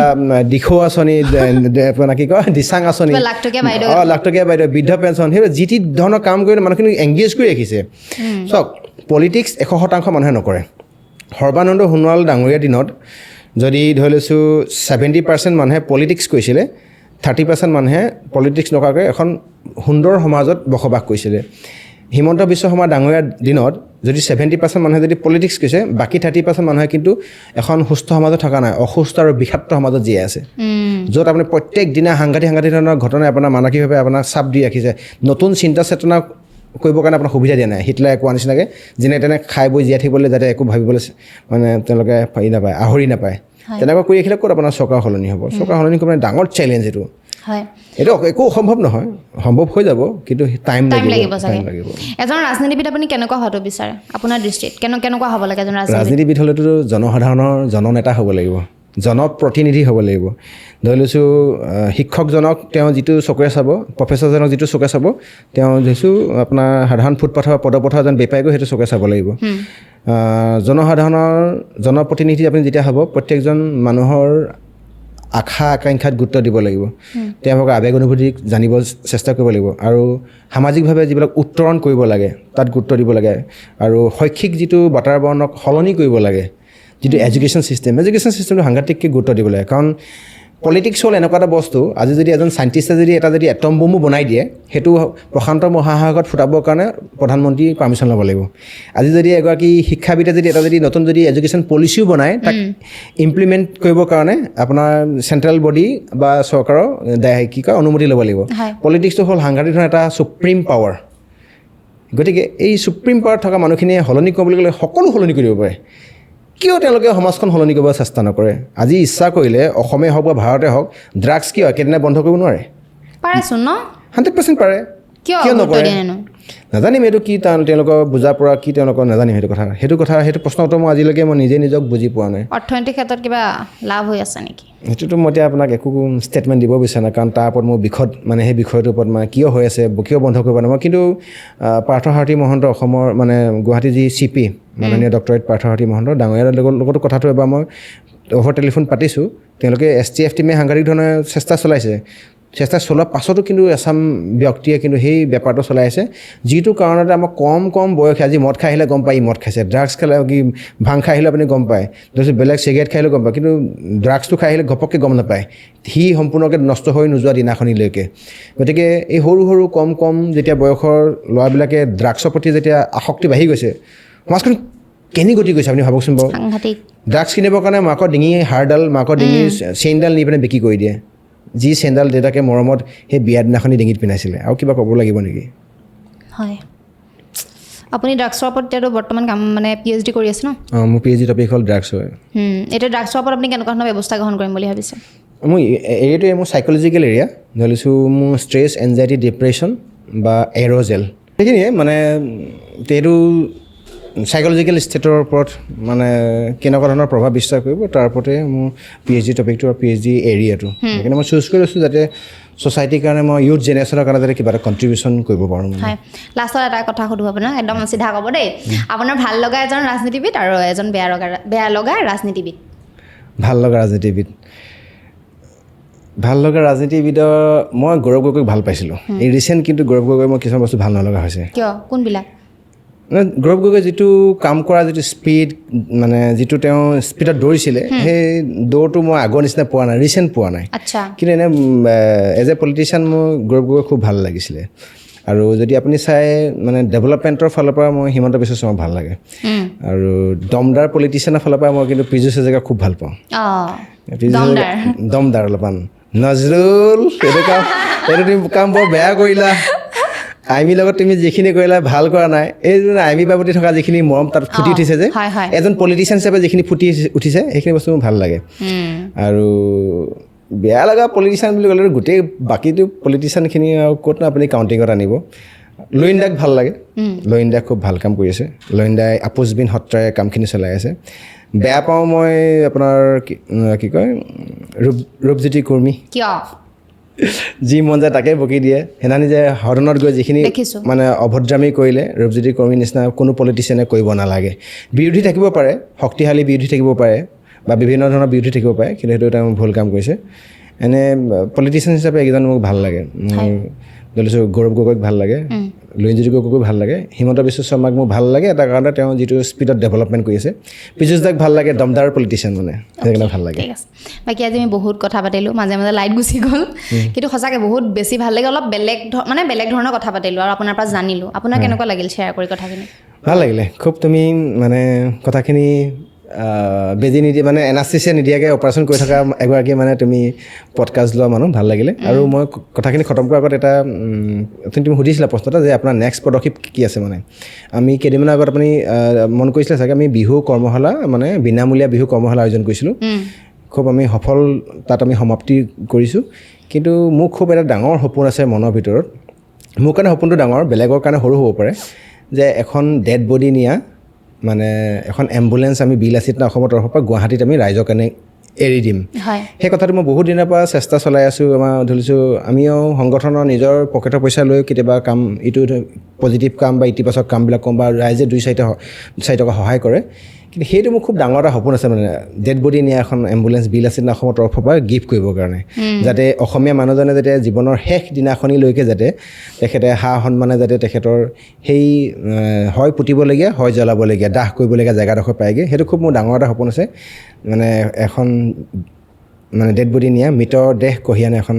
মানে এম্বুলেঞ্চ ৰাইজৰ কাৰণে আহিবৰ কাৰণে ধন্যবাদ বহুত আৰু আপুনি কেতিয়াবা মৃত্যুৰ কথা ভাবেনে নিজৰ জন্ম লৈছোঁ যদি এদিন মৃত্যু হ'মেই খালি মৃত্যুটো অপমৃত্যু হ'ব নালাগে মৃত্যুটো মানে বদনামৰ ভাৰ লৈ মৃত্যু হ'ব নালাগে মৃত্যু তেনেকুৱা হ'ব লাগে যাতে হাজাৰ লাখ মানুহৰ চকুত যাতে চকুলো বয় মানে হয় বাকী আজি বহুত কথা পাতিলোঁ বহুত বেছি মজা লাগিল আৰু আপোনাৰ ভাল লাগিছে বুলি কৈছোঁ আৰু সেইটো কাৰণে ভাল লাগিছে আৰু আপোনালোকৰ কেনেকুৱা লাগিছে কমেণ্ট কৰিব ভিডিঅ'টো শ্বেয়াৰ কৰিব সকলোকে মৰম কৰিব আমাক আগুৱাই লৈ যোৱাত আপোনালোকে সহায় কৰিব আৰু যিসকলে আমাৰ পডকাষ্টটো চাই আছে আমাৰ চেনেলটো যদি ভাল লাগি আছে এপিছ'ডবিলাক ছাবস্ক্ৰাইব কৰি দিব